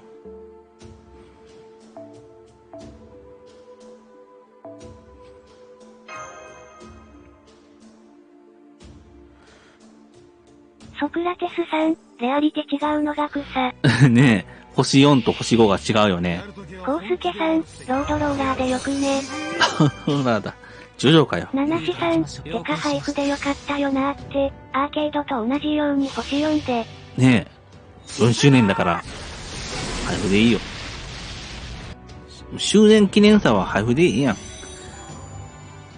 そういうわけにもいかんのかな。ソクラテスさん、しかも入手方法の違い。へえ。スケタケさん、次はショタホームズかな？ショタって。星は宿なるほど行きましょう。ホームズの小さい版かな？滅亡と創生はこれ表裏一体。またコウスケさん、次は村正でしょ。次は、キャプテンだろ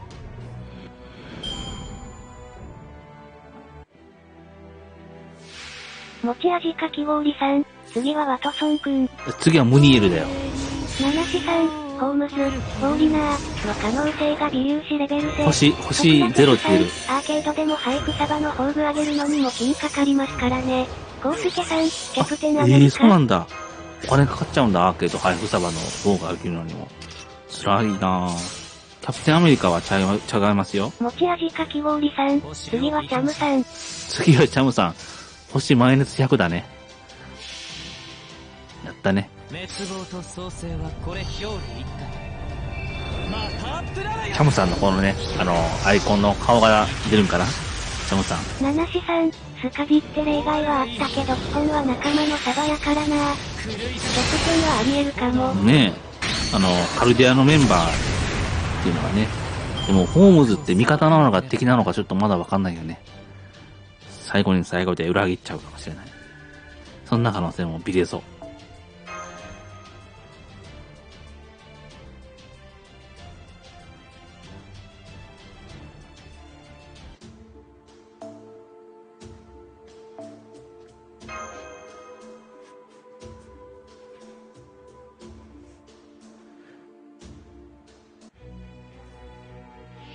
そういや、海行ってないな。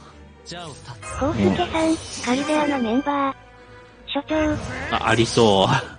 所長ありそう。ナナシさん、ホームズ、するとは言ってるシグルドに混ざり物って言われてたしな。サケタケさん、僕はここ最近わかった。ナナシさん、バクシビライトワークスにね。出資していいゲームにしてもらうために必要なんだって。アーンバルさん、影虎スケブさんの裏切るかと思わせてからの枝木。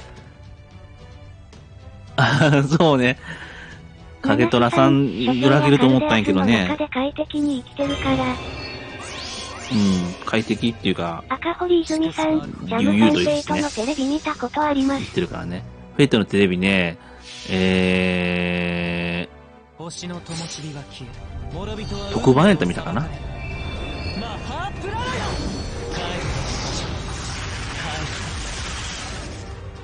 でもまだ見てないの多いですよ。かなり見てない方が多い。全然見てない。見る時間くれ。頼む。でもゲームはね、してますよ。当たり前だよな。ねえ、ゲームはしてますよ。ステイナイトのね、やつとかね。でもまた再開したいですね。フローアトラクションも買ってるんでね。せめてスタイニグトとゼロ見ようぜ。そうやなぁ。さん、ヘブンズフィールはアニメでやるとしたら何クール必要になるやら。56話ぐらい、7話ぐらい必要ですね。スケタケさん、ご祝年は小林実装待ったなし。小林。ナナシさん、電番見ようぜ。電番の方がいいの？赤堀泉さん、自分ゲームのテレビもないです。あ、やっぱり FGO で入ってって感じですよね。チャムさんもそうなんですよね。フェイトの存在は知ってたけど、ちょっと、入ってなかったんでね。なかなかこう余裕のある時間が取れなかったっていうか。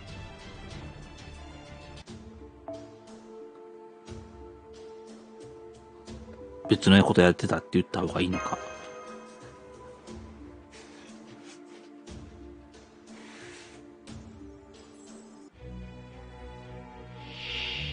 戦闘か。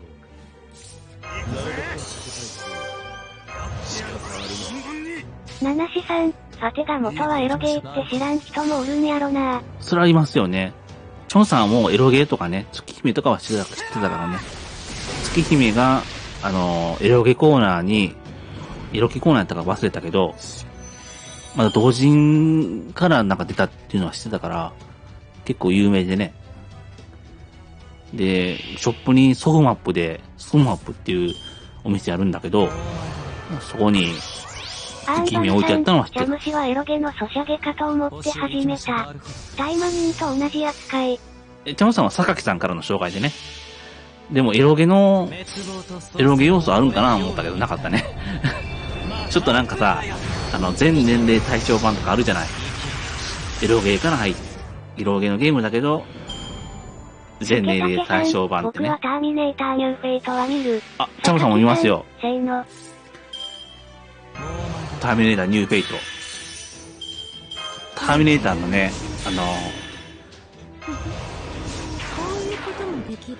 ターミネーターっていうのはちょっと、ソクラテスさん、フェイトっていう。当時は月姫テキスト量は同人としては破格だったんだよな。スケタケさん、フェイトってターミネーターのことやろ。ターミネーターじゃないけどね。キノコがファテやるの嫌がってたのも知らんのやろな。あ、そうなの。知らないです。フェイトやるの嫌がったの知らない。月姫のテキスト量は同人として破格だったの。そこまでは知らなかったね。ノベルゲーっていうのは知ったけどね、ライトノベルっていうか、ライトノベルじゃないわ。ノベルゲーっていうのは知ったけど。あの時買っときゃよかったなとかはちょっと思ってます。なんか、上がった。スケタケさん、アメリカのタイトルのターミネーターダークフェイトのカタガスコ。サラコナークロニクルズっていうのを見たよ。ターミネーターのね。ターミネーターサラコナークロニクルズ。途中で終わっちゃったけど。ファテはキノコが中学の頃考えたのが元なんだよ。黒歴史だったんだ。黒歴史。そうだったんだ。スケタケさん、ドラマのやつやろ？そうですね、ドラマのやつですね。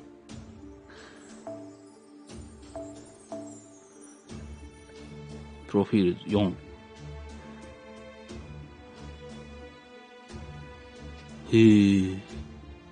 スケタケさん、内容がようわからん。コウスケさん、ちょっとね、あれはね。ここまでのコンテンツになるとは思ってもみなかったろうに。まあなんか天使みたいなやつが出てきたり、なんかよくわからない、はしょりすぎかなと思う内容だったけどね。そうですね、コウスケさん。ここまでのね、人気になるとは思ってなかったね。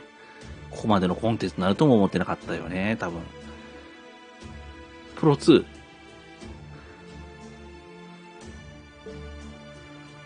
ソクラテスさん、ジマエステラ。あ、プロフィール2か。あ、ごめん。ちょっと言っちゃった。やるときは本気でやるって決めていくぜ。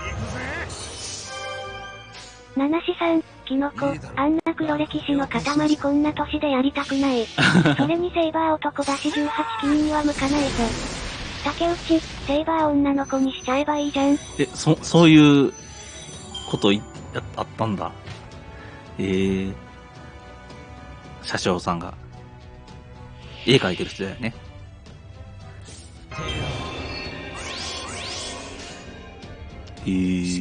了解しました。アーンバルさん、天才なのはキノコじゃなくて社長。ソクラテスさん、ナナシさんの言った通りですよ。まあそれはね、天才なのはね、両方とも天才だと思いますよ。なるほどね。な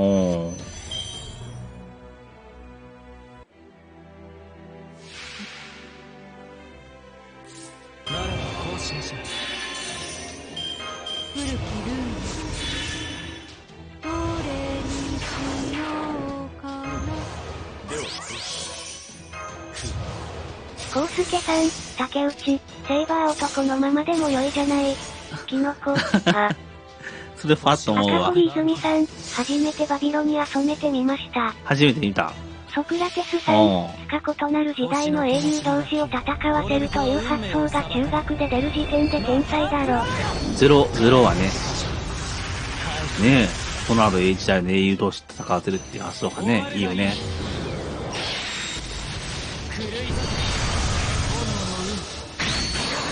なかなかでも、犠牲が少なければ調べるっていうのが大変だよね。英雄知らん人多いからね。まずその英雄が。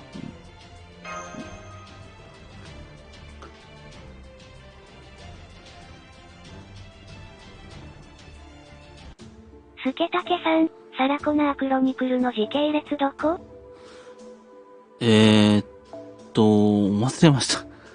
時系列は、サラコナーナナがシ、さん、ファテで手から似たようなの増えたよなって。ちょっと待って。企画一陣。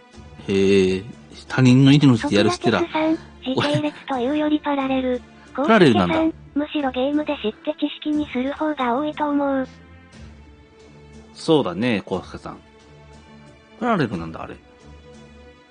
コウスケさん、パラレルワールドではへー。ソクラテスさん、静止から外れてます。そうなんや。それ知らんと見てた。サラコナークロニクルス。他人でのしでやるステラ。ひどいな。コウスケさん、イフの世界だったような。スケタケそうさなんやん、だからわからんのか。あれ結局、サラコナーがガンでやられちゃうっていうのナナシさん、がね。アーラッシュとか UFGO で出るまでウィキすらなかったヒデオ。なるほど。行くぜ。スウィキがなかったと思うよおはようございます。そっか、FGO 出るまで雪すらなかったんだ。へえ。あ、スポニチさんおはようございます。お疲れ様です。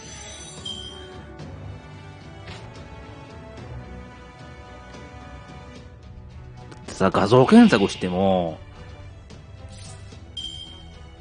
なんか、FGO のキャラの絵とかが出てくるんでしょコウ今。スケさん、ネロとかさおは。ナナシさん、スポンジさんでデドン。ネロとかってネロちゃまの画像が出てくるんでしょ今。面白いよね。星の灯火が消え、諸人は運命を裁かれる。マハープラーガ帰ってきましょう。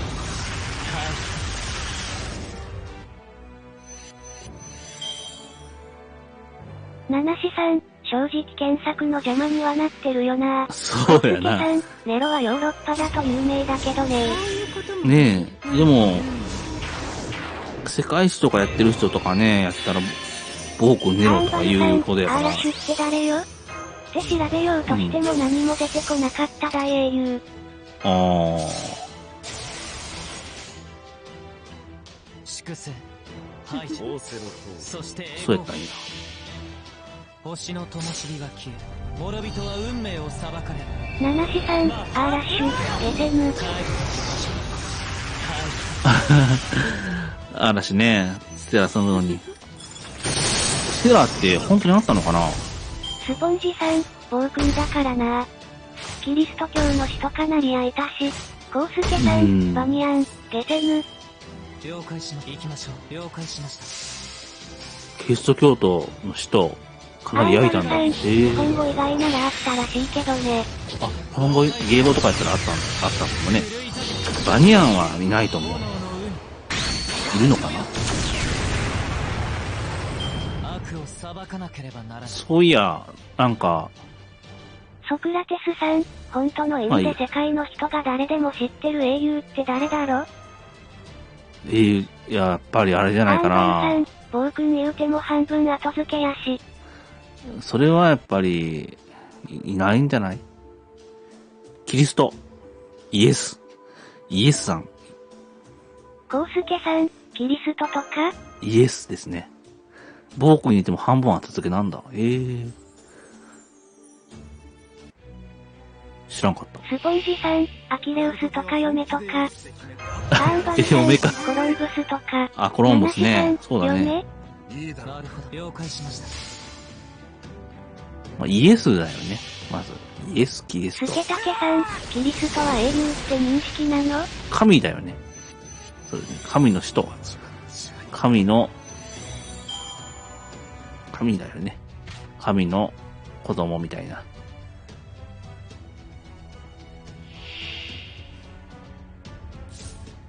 ほど、こうしましょう。祝清了解しました。ソクラテスさん、まあ FGO は英霊だけじゃないからな召喚されるの。そうねコウスケさん、キリスト教信者にとっては英雄かな。まあ、そうやな。コロンブスが成したことより、狂信者バスコダガマのしたことの方がすごい気はする。ナナシさん、バスコダガマ何したんだろう。セイブアだったかな一応。召喚できないが、アンバルさん、セイバーなのね。ナビデはそれも、バスコダガマって後悔した人だよね、確か。大公開した人だよね。スケタケさん、マゼランの方がすごいやろ。スポンジさん、西から地球を半周してたのでは。コウスケさん、ブアスコ世界一周か。ガマは世界一周。そして英語。タムさんね、バスコダガマってね、マゼランが希望法言ったけど。バスコダガマといえばね、チャムさん、たまに行くカレー屋さんの名前がバスコダガマっていうカレー屋さんなんですよね。として召喚してるんだよね。バスコダガマ。辛いけど美味しいっていう人気店なんですよね。カレー屋さんに変わりました、チャムさんの認識。マゼランの希望法、ケープタウンの下、南アフリカ共和国の下ですね。南アフリカにあるね、希望法。そこを回るのが結構大変だったんですよね。正確には霊霊で霊気ついてる、召喚してる。マゼランが世界一。コウスケさん、逆だったね。逆やった。アーンバルさん、しかしここに例外がある。何例外って。逆か。やっぱり逆やったか。やっぱりっていうか、チャムさんはもう知らなかったけど、うろ覚えだった。コウスケさん、勉強し直さないとな。マゼラン一行だけど。一行ね。そうだね。それ大事。それ認識大事。フィリピンで死んだ男マゼラン。スポンジさん、本当はアルジュナとかカルナもインド神話の神々で寿司を寿司。そうだね。インドの人やったらもう誰でも知ってるっていう感じの人なんだよね、多分。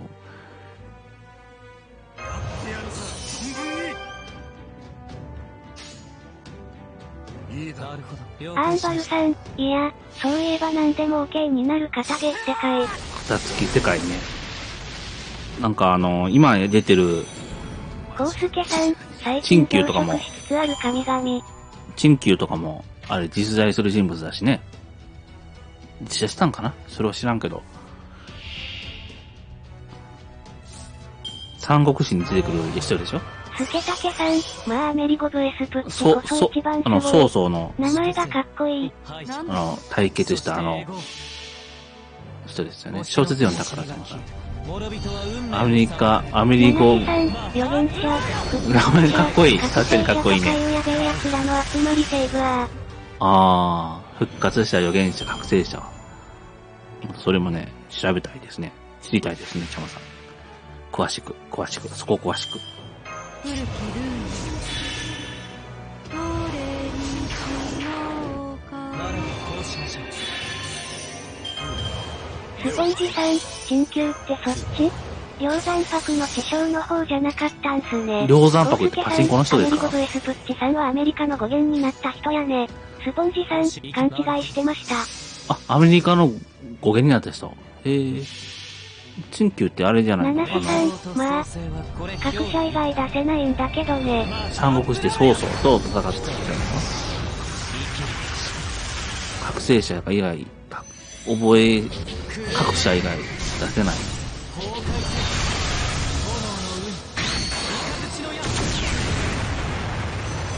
悪を裁かなければならない。スケタケさん、フリーザー様復活者やからフリーザーはハテナラセイバーやな。悟りを開いたものか。旧クラス名、タイプムーン、ウィキにあった各社。ブッダとかね。そういうことか。なるほどね。各社っていうもんだね。七志さん、出したらリアルに暗殺者が来るぞ。スケタケさん、そうね、悟空が出てくるよ。アーンバルさん、呂布の軍師やから馬と仲良かったやん。UMA ってなんだろう。コウスケさん、んなこと言ったらクリリンもセーブアーじゃねえか。未確認動物か。スポンジさん、アメリゴさん別に英雄ってわけでもな。そうなんだ。クリリンもセイバーか。スポンジさん、むしろ、紀元山大統領出てきてないのが気になるけど。リンカーンね。多分リンカーンでしょ。ナナシさん、クリリンは人間最強ってだけだから。エジソンが出てきてさ、テスラも、ニコラ・テスラも出てきて、なんであれが出てこないんだろうね。リンカーンとかね。アインシュタインも出てこないね。スケタケさん、やむちゃすんな。やむちゃナナシさん、大統領はエジソンが持ってるから。ああ。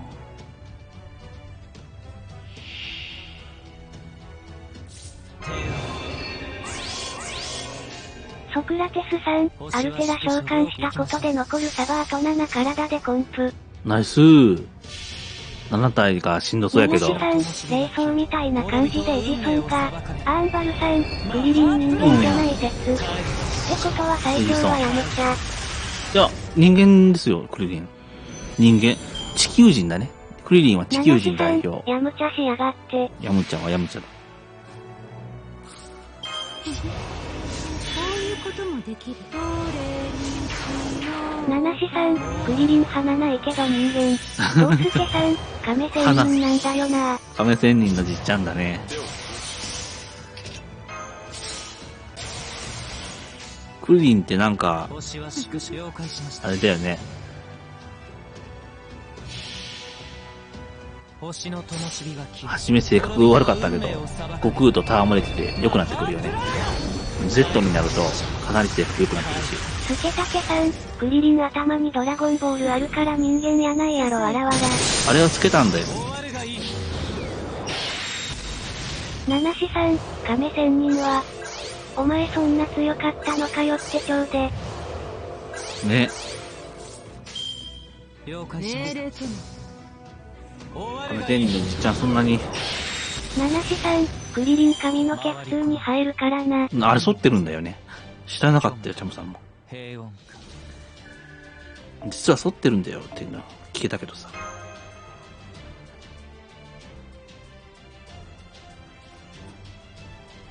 スケタケさん、亀仙人こそ人間やないやろ。人間だよ。筋肉ムキムキになるから。コウスケさあーん、ヒゲも生えるぞ。亀仙人は変人だよ。ヒゲも生えるんだ。へえ。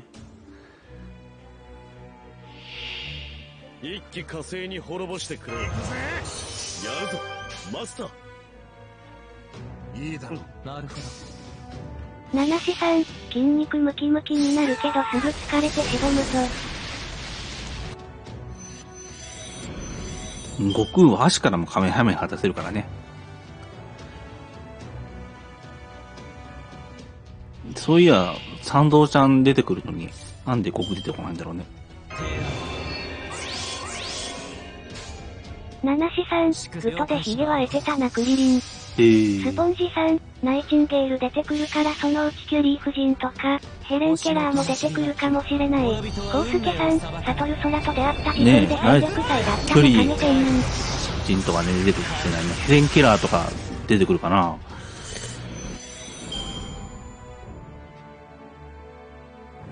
出てきてもおかしくないよね。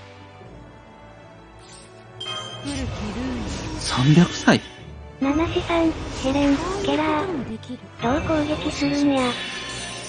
どうやるね。エレナママが出てくるからな。エレナママは UFO で攻撃するからな。どうやろうな。どうなるんだろうな。行きましょう。コウスケさん、キュリー夫人。放射能で攻撃か。アーンバルさん、ウォーター。ウォーター何スケタケさん、戦争中の人はあまり出さないと思う。出せないよね。なんかやっぱり敵対してる国とかもあるから。秀吉も戦争してたからね。あスポンジされ、ん、出ないしそ。れ言ったらナイチンゲールですが、出るか誰もがバカかだとは思ってなかったでしょ。そうね。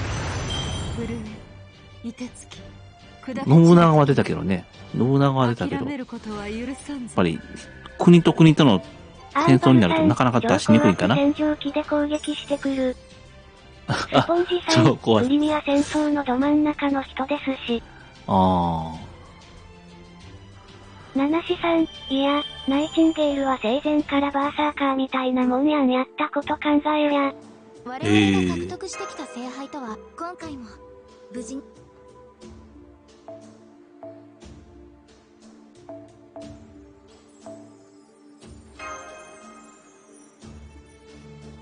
殺菌消毒。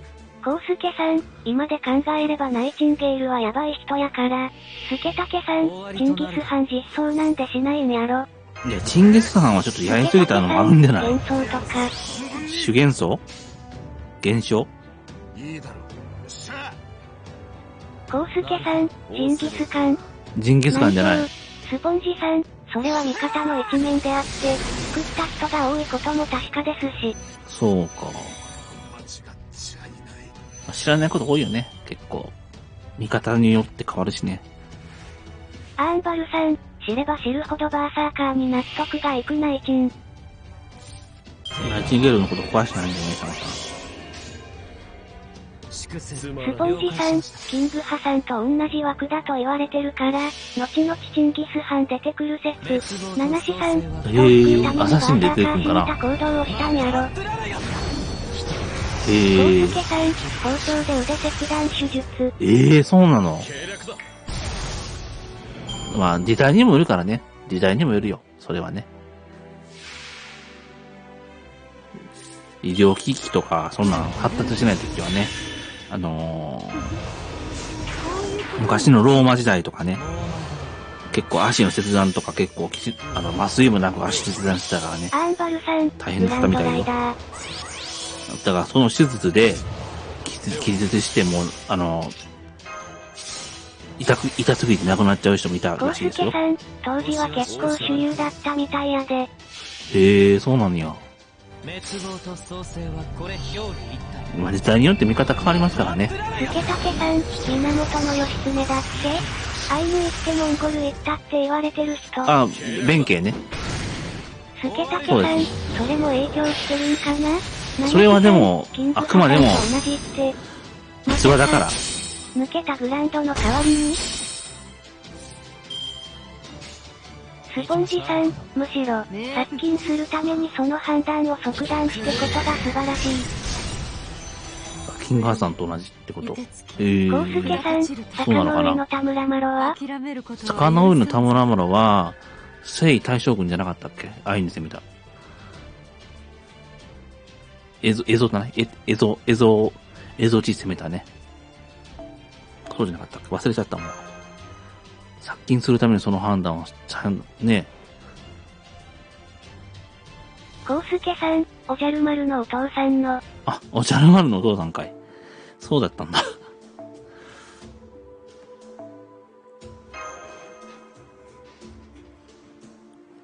確か征夷大将軍。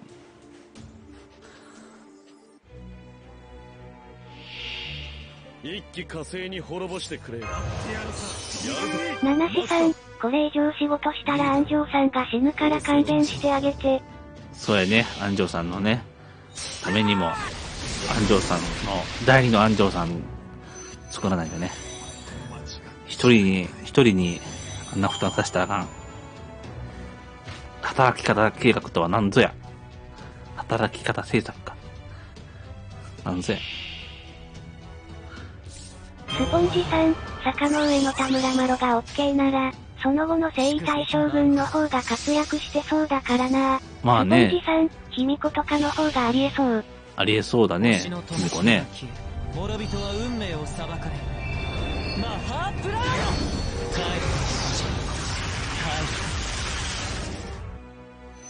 終わるがいい。卑弥呼の次の。コウスケさん、藤原氏とかも出ておかしくないと思う。藤原氏出るんだな。藤原氏はもう。スケタケさん、てかゲームに出すキャラって宗教系を出せないってのもあるから結構制限かかりそうやな。あ、そうね。アンバルさん、義経チンギスハン説は青森にキリストの墓があるってのと同レベルのとんでも。スポンジさん、そうだよね、とんでもね。すでにホールにアマテラス入ってるので、なさそうなんですよね。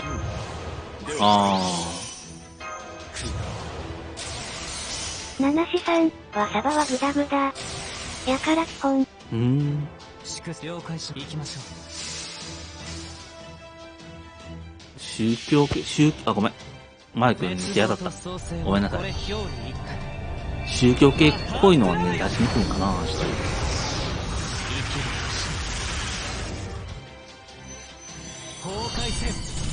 七志さん、キュービタマモがアマテラスだっけか？悪を裁かなければならない。たまもちゃん。たまもの前。FGO するまで知りませんでした。そうだっけ？スポンジさん、ですね。へえ、アマテラス大神。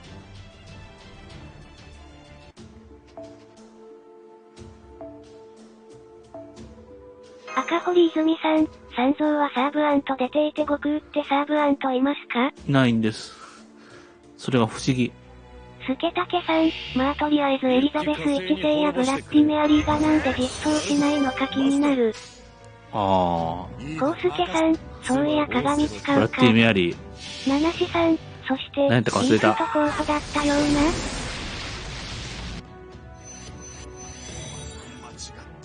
ガンジーとか出てほしいね、ガンジー。非暴力主義とかね。あとは、キング牧師とかね。アーンバルさん、設定はあるよ、悟空。あ、そうなんだ。悟空。ガンジーとかね。スポンジさん、アウト臭い。コウスケさん、アウト？サトル空は英雄というには人と神を殺しすぎた。そうなんだ。諸人は運命を裁かれる。マハープラナナシさん、サトル空さっさと出さないと三蔵ちゃんが泣くぞ。悟空ってね。悟空も女の子やったりして。赤堀泉さん、アーラッシュ育てみようかな。スポンジさん、アーラッシュいいですよ。三蔵イベでポロッと出てきた育てましょう。は、タチエナタクでしたけど笑い。あ、ナターだったんだ。ナナシさん、半英雄でもいいじゃない。うん。いいよね。出してくれよな。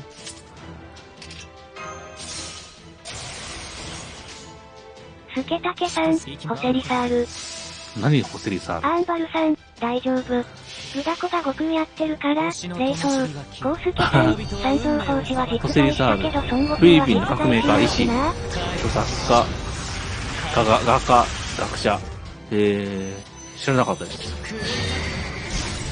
孫悟空は実在しないんだ。それ前聞いたことあるな。回り転ぶ。何を望む？虚無か平穏か。毛沢東とか出たらもうどんだけ人殺してるのって感じちゃうもんな。ジェイソン、ステイサム、スケタケさん、ガンジーも戦争の時代の人やから出しにくいやろうし。ね、ガンジーね。ガンジー。ナナシさん、実在しなくてもサバにはできるから。そうね、そうだよね。そういう社会観だよね。スポンジさん、生きてるからダメです。スケタケさん、生きてるからダメか。ホセリサールはフィリピンの英雄。そうそう、フィリピンの英雄。フィリピノ。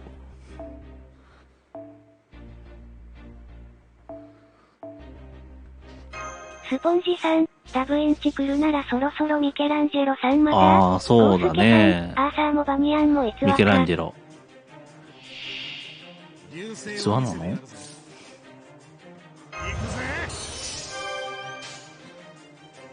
了解しました。アーンバルさん、みんなが実装を待ってるマコ、カパック。マルコ・カパックでやったっけ？釣れた。ナナシさん、アルトリア。言ってたけど抑止力と契約して聖杯戦争出てました。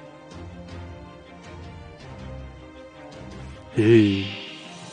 コウスケさん、マツコ・デラックス？マツコ。まあ、それは検索してください。ここで出しにくいかもしれないからね。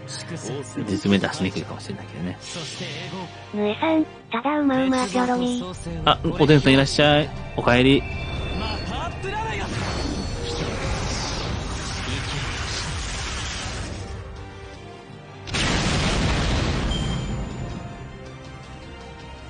赤堀泉さん、あんまり過去の英雄出していいですか？いいですよ。ああ、どうだろう。どういう意味だろう、あんまりって。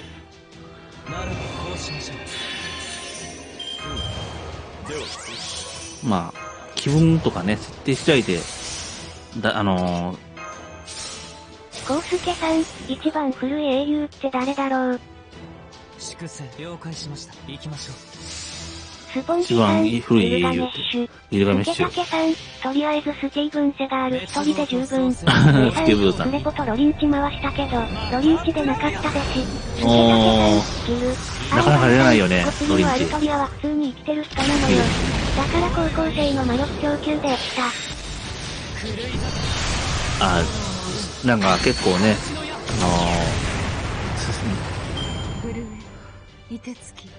時代の解説してる人いたけどね。なんかそのツイッターで見たけどね。アルトリアはね、その時系列でこういう話になってるっていうのは、で魔力供給で落ちたって。落ちたって。コウスケさん、じゃあ英雄じゃなくて英霊になり得る人。赤堀泉さん、FGO 規制とかかからないですか？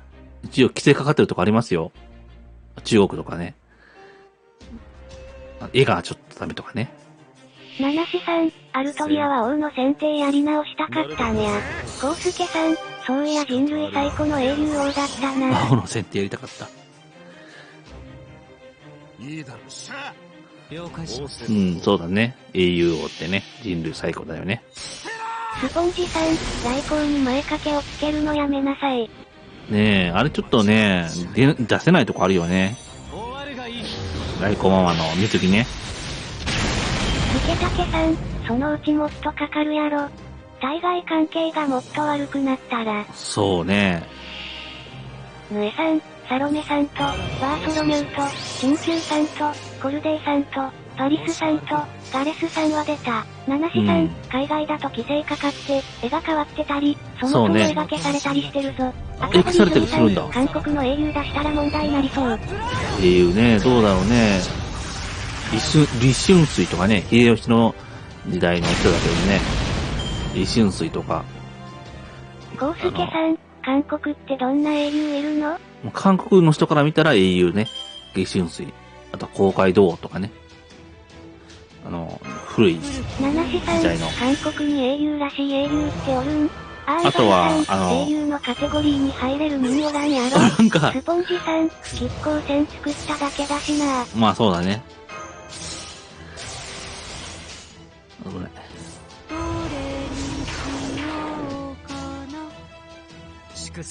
まあでも、侵略されてるからね。結構韓国のところがね。スポンジさん、安住婚とかかな。安住婚はまずいでしょ。英雄じゃないし、暗殺者だし。暗殺者だし。あれはね。テロ犯だよ、テロ犯。日本から見たらテロ犯ですよ、あれは。七志さん、星0 5くらいかな？いや、星もないよ。自然薯じゃない。自然薯は食べ物だ。スポンジさん、向こうの人からしたら英雄だから。まあ確かにそうだけどね。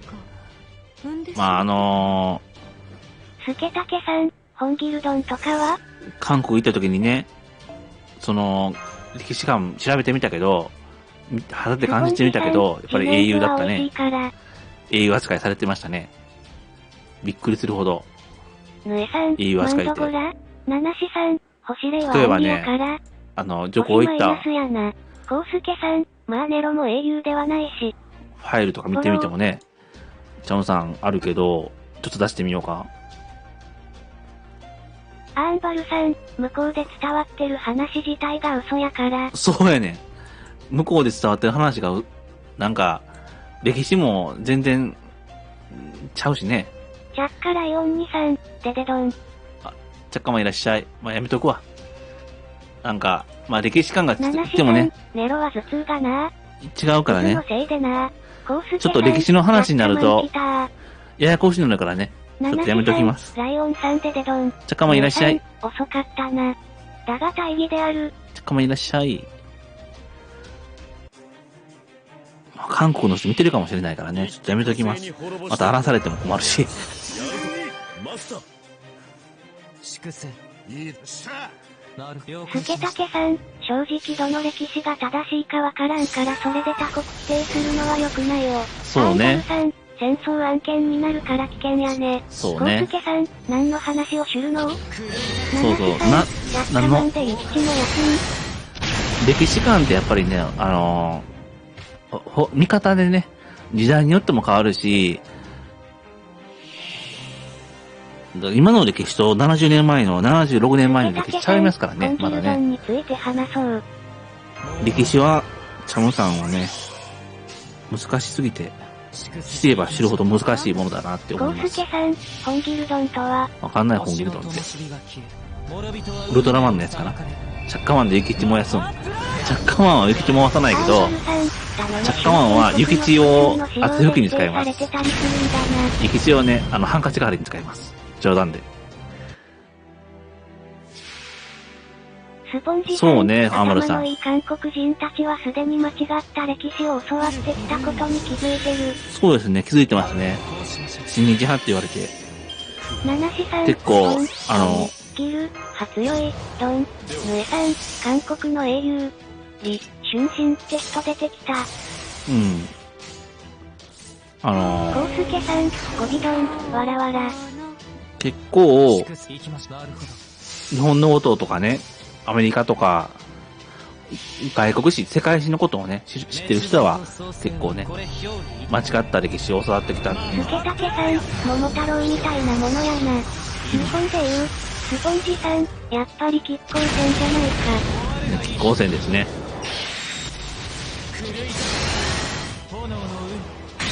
コウスケさん、昔話？昔話。赤本当にギルは強いと。本ギルドン。全部日本人否定してないから外交問題なくてよかった。そうだね。知ってる人でもね。李承晩は良くも悪くも英雄だと思う。自国から見れば。李承晩はあれですよね。竹島を取った人ですよね。確かね。竹島を奪った人ですよね。実行者がってる人。まあそんな感じ。じゃなかったっけ？さん、ドンの方がまだマシザウルス。スポンジさん、侵略されまくってる国だから、英雄が少ない。そうだね。元寇の時代、元の時代が勝ってね、侵略されましたからね。おじいさんは山で、おばあさんは川で鬼を退治しましたとさ。めでたしめでたし、コウスケさん、そんなことないのね。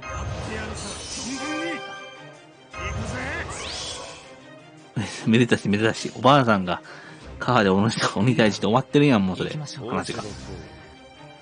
七志さん、おじいさんとおばあさんが退治したのか、わら。面白いね。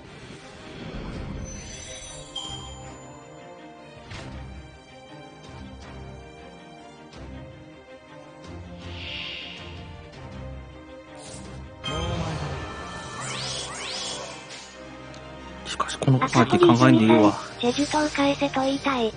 アンバルさん、そうね、おばあさんこそ真の英雄。星の灯火は消え。おばあさんこそ真の英雄。日本の植民地みたいな話出てるけど、その100年前以前は、ずっと清や明の植民地扱いだもんな。そうよね。コウスケさん、わらわらどこぞの教頭、わら。植民地扱いやし、大体その帝国主義っていうのがね、当時の先進国のところで当たり前としてね、イギリスだってそうしてたし、オランダだってそうしてたし、ドイツだってそうしてたし、スペインだってそうしてたしね。スケタケさん、本ギルドンは正確に言うと義族やの。帝国主義って言うんだけど、それをね。だからそれが当たり前だったからね。真の英雄は目で殺す。だから、まあ、歴史の認識っていうのがまたちゃうからね。コウスケさん、これ以上触れたらこの動画消されそうだな。そうやな。後でなんか、荒らされそう。だ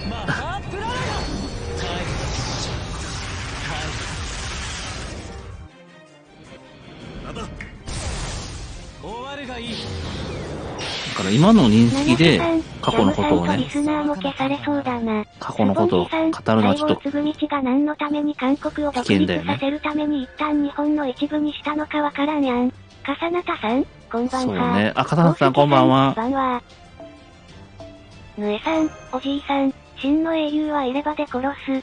本当はね、笠名さんででどん。伊藤博文さんが殺されるまでね、別に、そんなに併合しようと思ってない、植民地にしようと思ってなかったんだけど、らしかったですよ。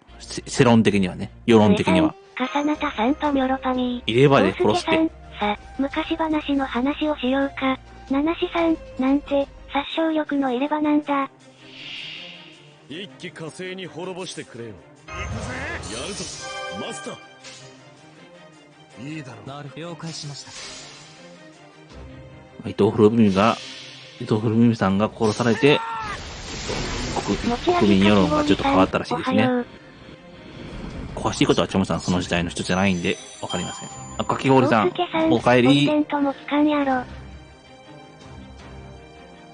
ポリデント。七志さん、白髪語り中毒、王の話をしよう。コウスケさん、おはおは。スケタケさん、みんなパトス。悪は剣によって裁かれる。星の灯火は消え、七志さん、おはよう世界。ヌエさん、入れ歯で倒すキャラ、ワンピーおはよう世界。いいね、その言葉。ヌエさん、パミョロパミー。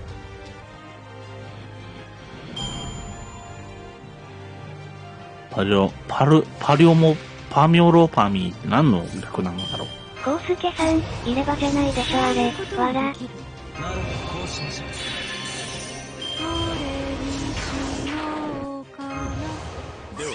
アンバルさん、昔の人は顎強いから、それに合わせて作られた入れ歯も現代のものとは強度も威力も違った。へー、知らんかった。戦国時代がなければ人は死ぬ人はなかったでしたね。アーロンとジンベイと。そしておやすみなさい。七志さん、おやすみなさい。京里さん、ありがとうございました。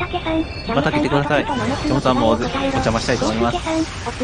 スポンジさん、自分で自分の首絞めまくるんですよね、あの国。そうね。自分で自分の首絞めまくってます。締めまくってますよね。もうちょっとしたら、質問箱返したいと思います。ちょっと待ってくださいね。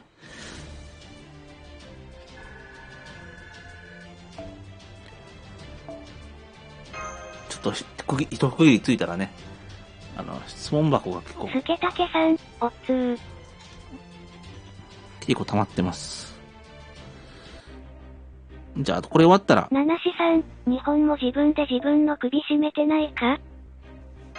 それね、まあ。スポンジさん、寝てないぞ。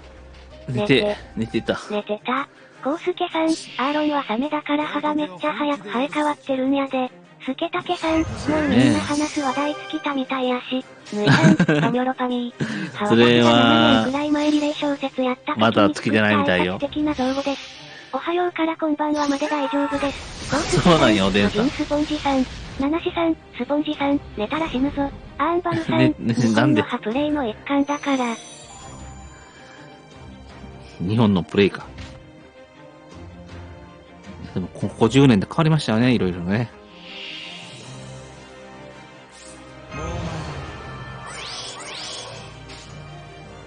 スポンジさん、さっきまで寝てたからおはようございますしました。七志さん、プレイ。か。滅亡と創生はこれ表裏一体。マハープララよ。人生きる。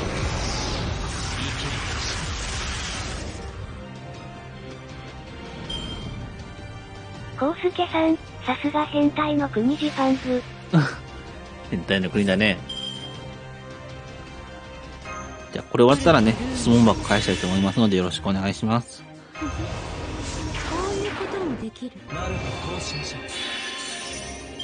ヌエさん、人間50年、下天の内を比べれば、無限のごとくなり、赤堀泉さん、ゲームも進化しましたし、七志さん、人はすべからく変態だからね。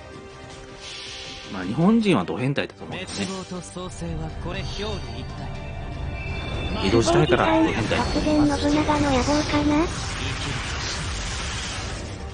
スケタケさん、カップラーメンの CM みたいに侍魂燃やして光る棒みんなで持ってジャムさんのライブ配信見よう。ありがとう。じゃないよ、夢幻のごとくなりだよ。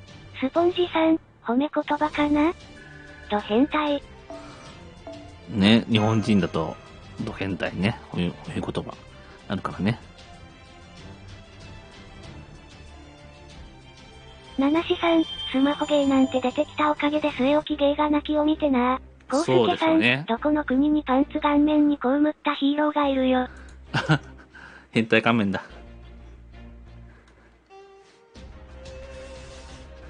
質問返したいと思いますが、ぬえさん、信長さんが踊ってたやつですね。結構質問が多いですね。ちょっと返します。画面変わります。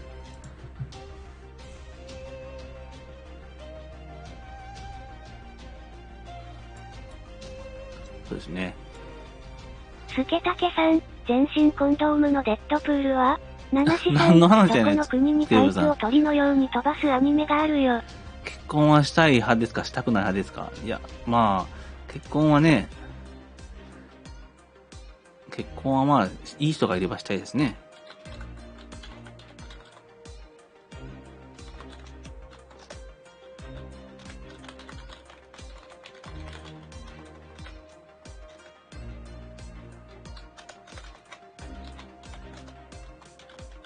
コウスケさん、いい人、嫁、ぬえさん、人間50年なら私ももうやはり長くない。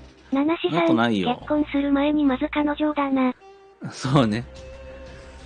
いい人としたいので、住所教えてください。いいよ、来いよ。赤堀泉さん、適齢期は終わりましたけど。そうなんだ。僕は誰ですか？誰だろう？七志さん、寿命もやたら伸びたよな。そうそれが良ね。いことなのか悪いことなのかはわからんが。わからない。ぬえさん、私、今まで異性と付き合ったことありません。コウスケさん、おーうわぁ、スケタケさん、今は人間100僕は年。わからないよ。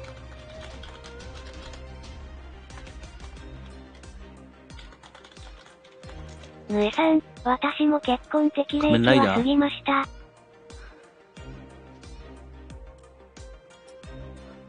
いいペンネーム思いつかないです。なんかいいのないですか？これはですね、適当にね、考えましょ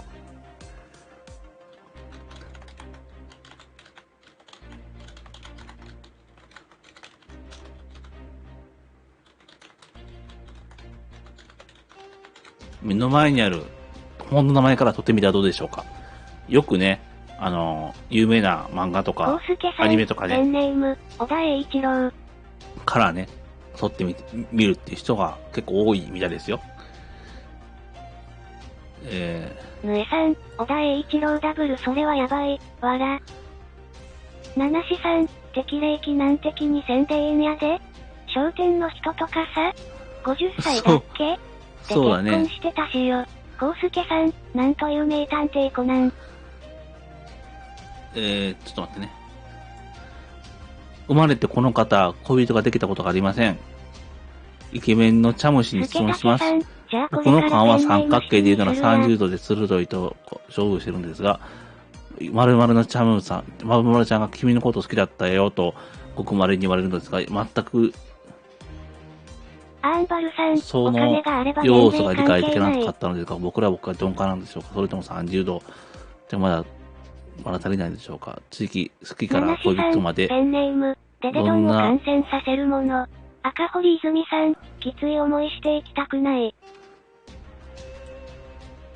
どんな道のりを、道順を辿っているんでしょうか？異性から男性が告白しないと、チャムさんみたいにモテ系になられるんでしょうか？そうですね、チャムさんモテてないからね。わからないけど、コウスケさん、太く短く生きるのもまた人生。七志とりあえずさん、お話を聞く金がないので今日も1日中ダミンを謳歌する。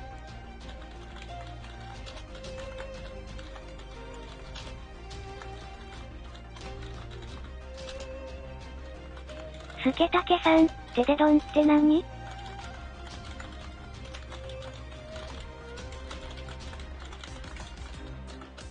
とりあえず相手の話を聞いて、ぬえさん、富、相手のことを知ること、自分のことを知ってもらうことから始めましょうこの。世のすべてを失った男が私ですので、まず結婚なんてできませぬえ。アーバルさん、とりあえず産業で。コウスケさん、陰夢の人たち。七志さん、デデドンはデデドン。元はデデドン配信者の SE。あ、そうなんだ。何の話してんねん。最近ポエムを聞きたいと思うのですが、もしよければ、放送でチャムさん考えたポエムを発表していただけないでしょうか。マジックカード発動、強制執行、追記、気に入っている、また自分で考えて哲学的な考えはありますでしょうか。もしよければ教えていただけないでしょうか。これはと書いてあるかどうかお任せします。赤堀泉さん、平安時代の寿命過ぎた。ポエムは特にないです。特にないです。コウスケさん、ジャムシも大変やな。大変やなって。質問が結構深いですね。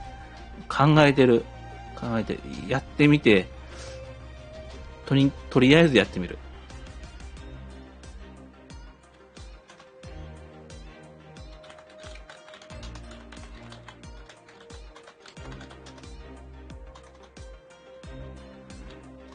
とりあえずね、かな。何もなさないで長く生きるくらいなら、何かをなして短く生きたい。とりあえずやってみてダメならそれで。聞いてどうすんだ的な。見て。赤堀泉さん、長いですね。コウスケさん、わかるー。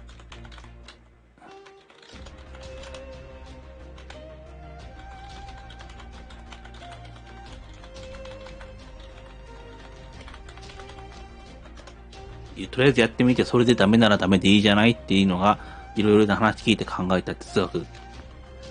ぬえさん、FGO は哲学、錯乱。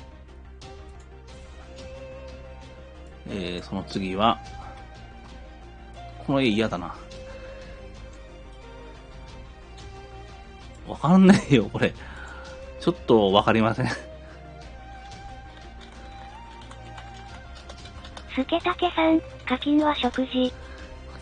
友達が唐突な思いを告白してきました。それどんな内容だった？ちょっとわかりません。ごめんなさい。FGO 遊び。ちょっとわかんないよ、これ。FGO 遊びたよね。ナナシさん、できるできないじゃない。やるやらないやからな。虎穴にいらずんばこじをえずや。うん。やるやらないやからな。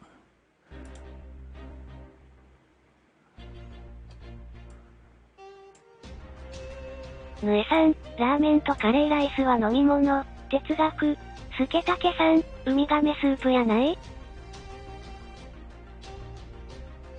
ウミガメスープ。ちょっと長いですね。ここ最近ディズニーの実写化が多いと思うのですが、トリガーとなった作品は、マレフ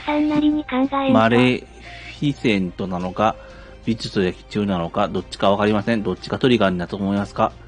その二つの理解の作品がトリガーとなったと思いますか？すみません。僕の中でディズニー実写化で成功しているのが二つの印象が強いので、トリガーとしてその二つを挙げています。ファンやったら申し訳ありません。ちょっと長いですね。ディズニーのスケート、トリガーになってるかもしれませんが、それを見せていただける。トリガーはアニメ会社。トリガー、アニメ会社なの？大輔さん、3行でまとめな。チャモさん、ディズニーあんまり見ないかわかんないですね。すいません。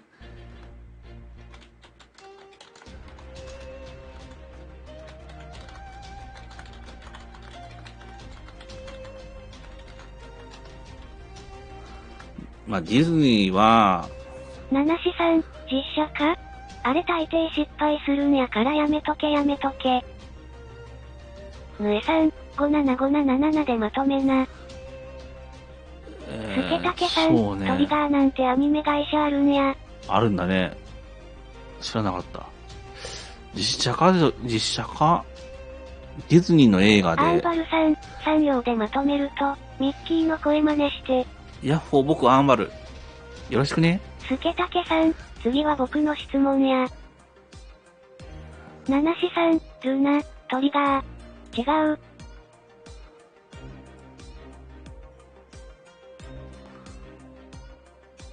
チャムさんは、ちょっと待ってね。コウスケさん、実写化しなくても映画化で大失敗した映画が最近ありましたね。スケタケさん、メタルマキシナムドライブ。ナナシさん、ネズミはまずいですよ。ネズミはまずいね。チャムさんはアクション俳優だと誰が好きですか？もしよろしければ、よければ、下のように作品名と一緒に教えていただけないでしょうか。僕は、ドウェイン・ジョンソンでセンター・オブ・ジアス・ジェイソン・ステイサム・トランスポーター、スティーブン・スカール、沈黙シリーズが好きです。ジョンさんはね、ブルース・リー、燃えドラゴンとかね、ブルース・リーとかが好きですね。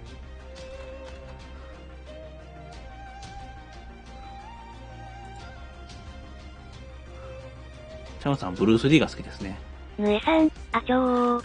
コウスケさん、ドラ、P 出た。ナナシさん、アクション映画コマンドー。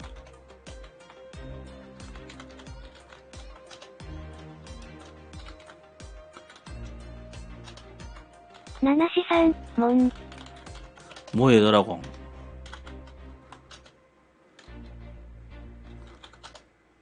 燃えドラゴンとか、燃えドラゴンとかね。コウスケさん、来いよベネット。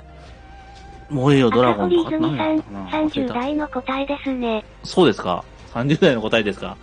燃えよドラゴンとか、あと、まあ、そナナのシ、さん、銃なんて捨ててかかってこい。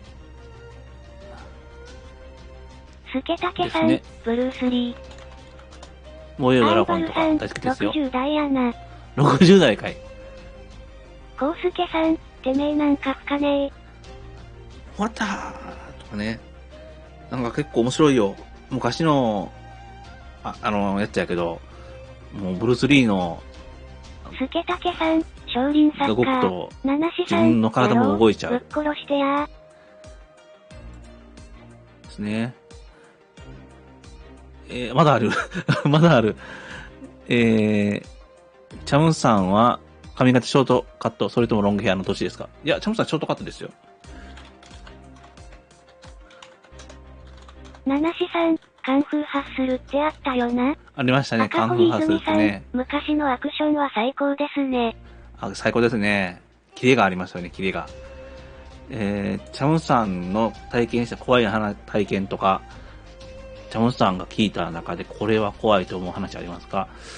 あるならば、どんな話か答えて教えてほしいです。最近は実写映画最近見怖てないすぎるのはからな。自分自身が苦何やろな。手なので、ターミネーターシリーズかな。適度のとめっちゃ怖いのがあるなら、コウスケさん、教えてもらえると今幸いで。じゃですきないアクションがありますね。そうですね。昔ね、勤めてた会社で、なんか、ヤクザに監禁されたっていう話がありましたね。上司が、先輩がね。コウスケさん、あ、怖い話ならミュートしますね。はい。そういう怖い話ね。リアルで怖い話。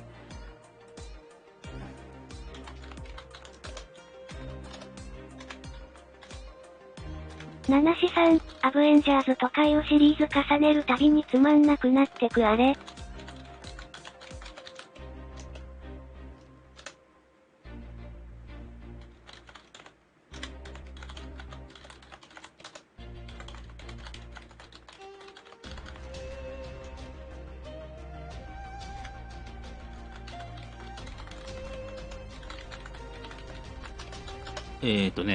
公開しました。昔、勤めていた会社で、その筋の人に監禁されたという上司がいました。怖かったです。本当に怖かった。この会社にいたらあかんと思った。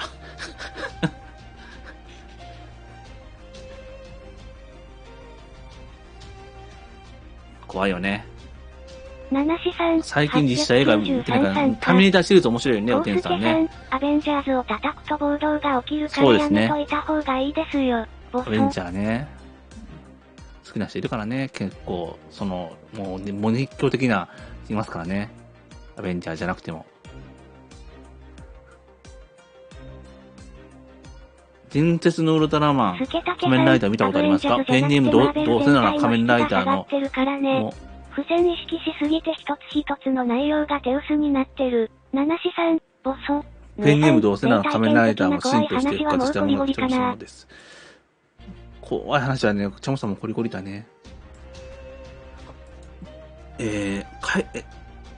そうだね。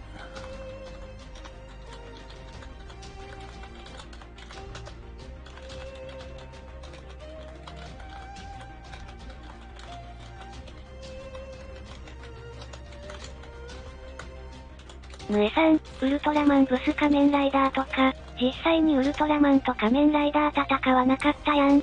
嘘っぱち。ソクラテスさん、ガチャヒくん。ちょっと離席してた。あ、ガチャ伝説の今んとこ引かないですよ。仮面ライダー。ソクラテスさん。仮面ライダー1号が巨大化して一緒に戦った。見たことないです。庵野秀樹監督のウルトラマン今度企画されているみたいなので見たいです。七志さん、金縛りって脳が休んでるのに意識が覚醒してるとなるそうですね。そうですね、金縛りね。仮面ライダーの初期チャムさんもね、ちょっと知ってるかな。何度もね、再放送やったと思うからね。知ってるかな。庵野秀樹監督のウルトラマンちょっと見たいですね、チャムさん。どんなウルトラマンなんだろうって。カメラさんと当てなさい。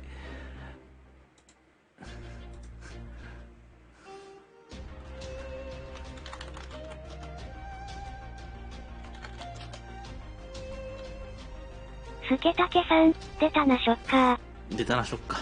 これ笠原さんかな。コウスケさん、バーサスには、共闘、という意味もある。おー、バーサス。ソクラテスさん、水着引いて育てるんやろ。カサナタさんカサナタさんかなこれ。にっこりしてる。ナナシさん、巨大化するライダー。すいません。何度もほったらかして。映画でディケイドのでっかいベルトでディケイドに変身してたはず。コウスケさん、わらわら。ぬえさん、ウルトラマンと仮面ライダー戦って欲しかった。スケタケさん、何度仮面ライダーの狩猟の顔が公開されたことやろ。おごりです。頑張ります。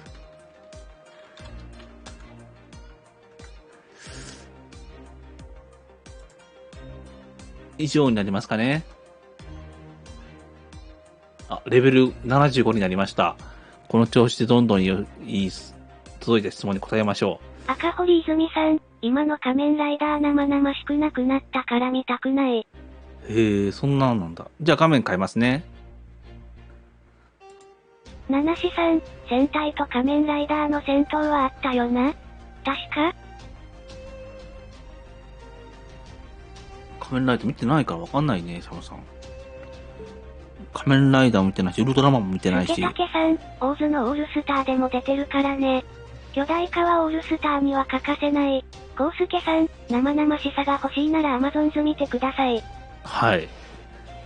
まあ、チャムさんね、やっぱり、面白いの見たいね。スケタケさん、アマゾンズをバカにしてるのか。また、こんな意見がね、出てきますから、気をつけましょう。皆様。してないですよ、そんなんね。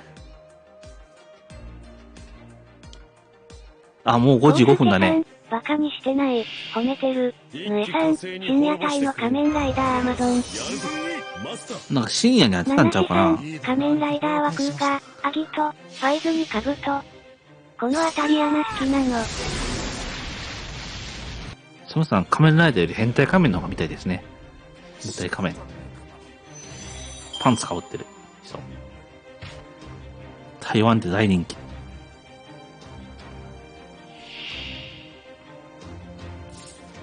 七志さん、平成だけど含まれないやべえ仮面ライダーアマゾンズ。そうなん、平成なんだ。スケタケさん、タイムとファイズとファイブやな。ソクラテスさん、イヤソンでも宝物庫周回できるな。イヤソンでもできますかソクラテスさん。F14 の技に戻していく。いいね。チョンさん、仮面ライダー知らないからね。答えようがない。赤堀泉さん、いいですね。仮面ライダーは、昔全体保護ですね。出てました。あ、矢田亜希子さん出てたんだ。もう今の人矢田亜希子知らないだろ。アマゾンズは血生臭すぎる。あれは子供の見るものではない。コウスケさん、アマゾンは昭和の7代ライダー、アマゾンズは最近のライダー。スケタケさん、昭和か平成かわからないライダーブラック。よし、あと3分ぐらいで終わります。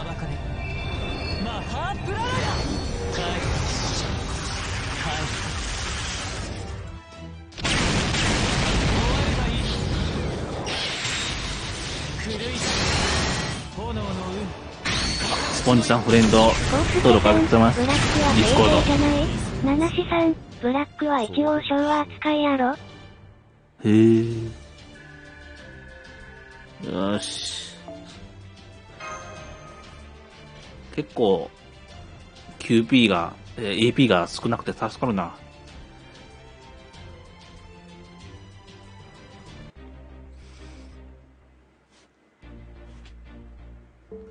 七志さん、一応平成ライダーは空ガから。コウスケさん、アックスが平成か。ヌエさん、ブラックは私も昭和かと思った。スケタケさん、ジャムさんは仮面ライダーよりプリキュアやろ。久しぶりだよ。仮面ライダーより久しぶりですよ。何をおっしゃる。久しぶりあんまり見たことないけどね。スケタケさん、とりあえず初代歌ってみて。縁沢さん、わかんない。うわー単発10連で全部星3連想なんてあり得るのか？赤堀ありえますよ、それ。やたあきこぶと言ったらわかるんじゃないですか。あー、それはわかるかもしれないね。プリキュア見ようず。また、見ないよ。七志さん、プリキュアは初代だけ好き。ドラゴンボール感。スケタケさん、ブラックとアックスはどっちにも入らないぼっち系やから。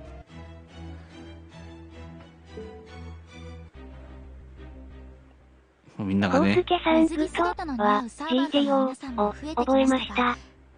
そろそろ。ありがとうございます、教育。縁沢さん、もうロリンチちゃんは撤退するか。ホーグさんにしたかった。いやもう、ホーグ3にしなくていいと思うよ。七志さん、女の子でも暴れたい。ホーグ3にするなら4に5にしたくなるからね。もうやめといた方がいいよ。ホーグにで十分。プリキュア、プリキュア、プリキュア、ソクラテスさん、嫁ゲロ玉もパラピー可能でコカレいるけど、スケタケさん、プリキュアはスイートプリキュアが好き。コウスケさん、天気の子コラで太陽の子はロタ。太陽の子嫁ネロ玉もパラピーで可能。と疲れる。スケタケさん、疲れがまた結構大変そうですね。ソクラテスさんありがとうね。元気の子も好き。ソクラテスさん、FGO の話題に戻してくれてありがとう。ちょっとね、これやって、ガチャ引きましょうかね。ガチャ引くのか、俺は。スポンジさん、最近のアニメで出てきた初代は、最近のプリキュアが何人かで頑張って、巨大な敵を倒すのに、コウスケさん、それね、プリキュアね。やっぱせーのせなあかんか俺。スポンジさん、初代はワンパンとワンキックで現状打開するから。ね、かっこいいよね。初代って仮面ライダー？七志さん、天気の子のマットでハガレンの江戸の雨はいつか止むのでしょうか？は笑った。天気の子見てないからな、まだ映画。まだ地上波でやるやろ、思ってるからね。その時みたいな。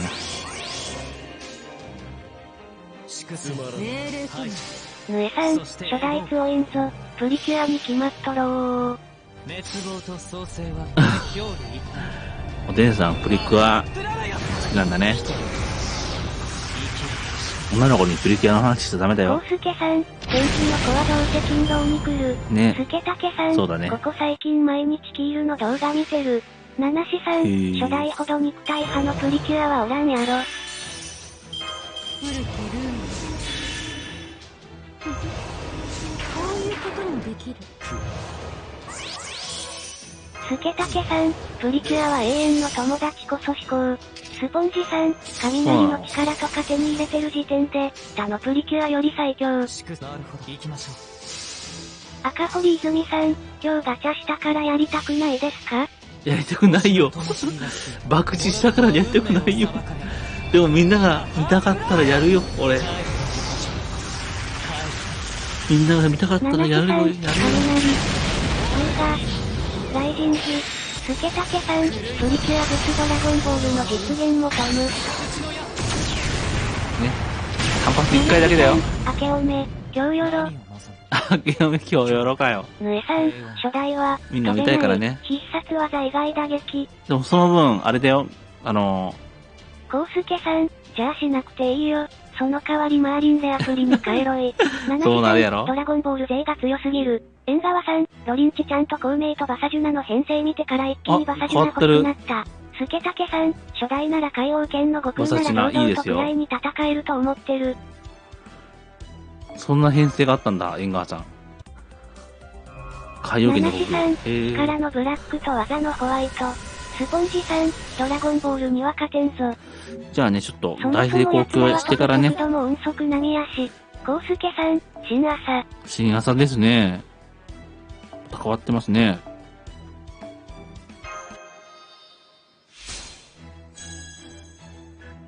スケタケさん、ヤムチャにも負けるだと。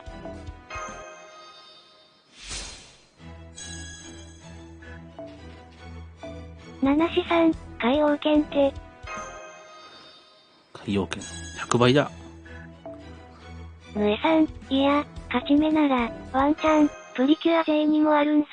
コウスケさん、ヤムチャは女の子に弱いから。そうだね。そろそろクエストに戻る。じゃあ行きますよ、一回ね。ヤムチャもあれ十分人外やからな。縁側さん、いや、序盤のヤムチャ対栽培マンですら常人には見えない速度だし。スポンジさん、やめて、もうホワイト、ゆかな、の体力、声質的年齢、晴れよ。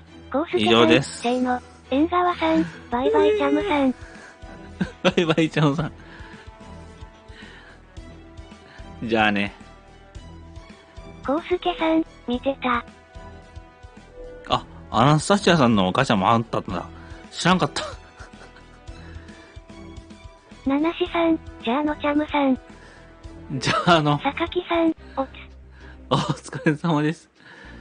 じゃあ今日もね、ありがとうね。10連行こう。10連行かないよ。スポンジさん、あれ、石なくなっとる。なくなったよ。コウスケさん、新茶いないのね。新茶いますよ。新茶、いないね、新茶ね。新茶いなかったね。ガチャですね。赤堀泉さん、水着ガチャまでさよなら。七志さん、1、5と2部の同時にやってるんか。そうですね。わら、スケタケさん、チャムさんシャムさんみたいな挨拶で締めよろ。どうも、チャムでおーす。疲れ様でした。お疲れ様でした。またね、チャンネル登録まだやってないって方いましたらよろしくお願いします。おつおつのみ。チャムさん励みになるよ。よろしくね。縁側さん、フリクエやって石集めとくか。そうやね。スポンジさん、さて、自分も頑張って水着用に無料分貯めよ。あと、チャンネルへのお便りまた待ってます。限定のやつは親みたいやな。よろしくお願いします。アンドルさん、アスコロンブスガチャ。コロンブスガチャか。さん、おつです。お疲れ様です。ほな、また、明日かな。明日会えたら会いましょう。みんなお昼時とか、やれたら見たいんかな。どうだろう。あ、ロリンジちゃん、宝具になってます。ありがとうございます。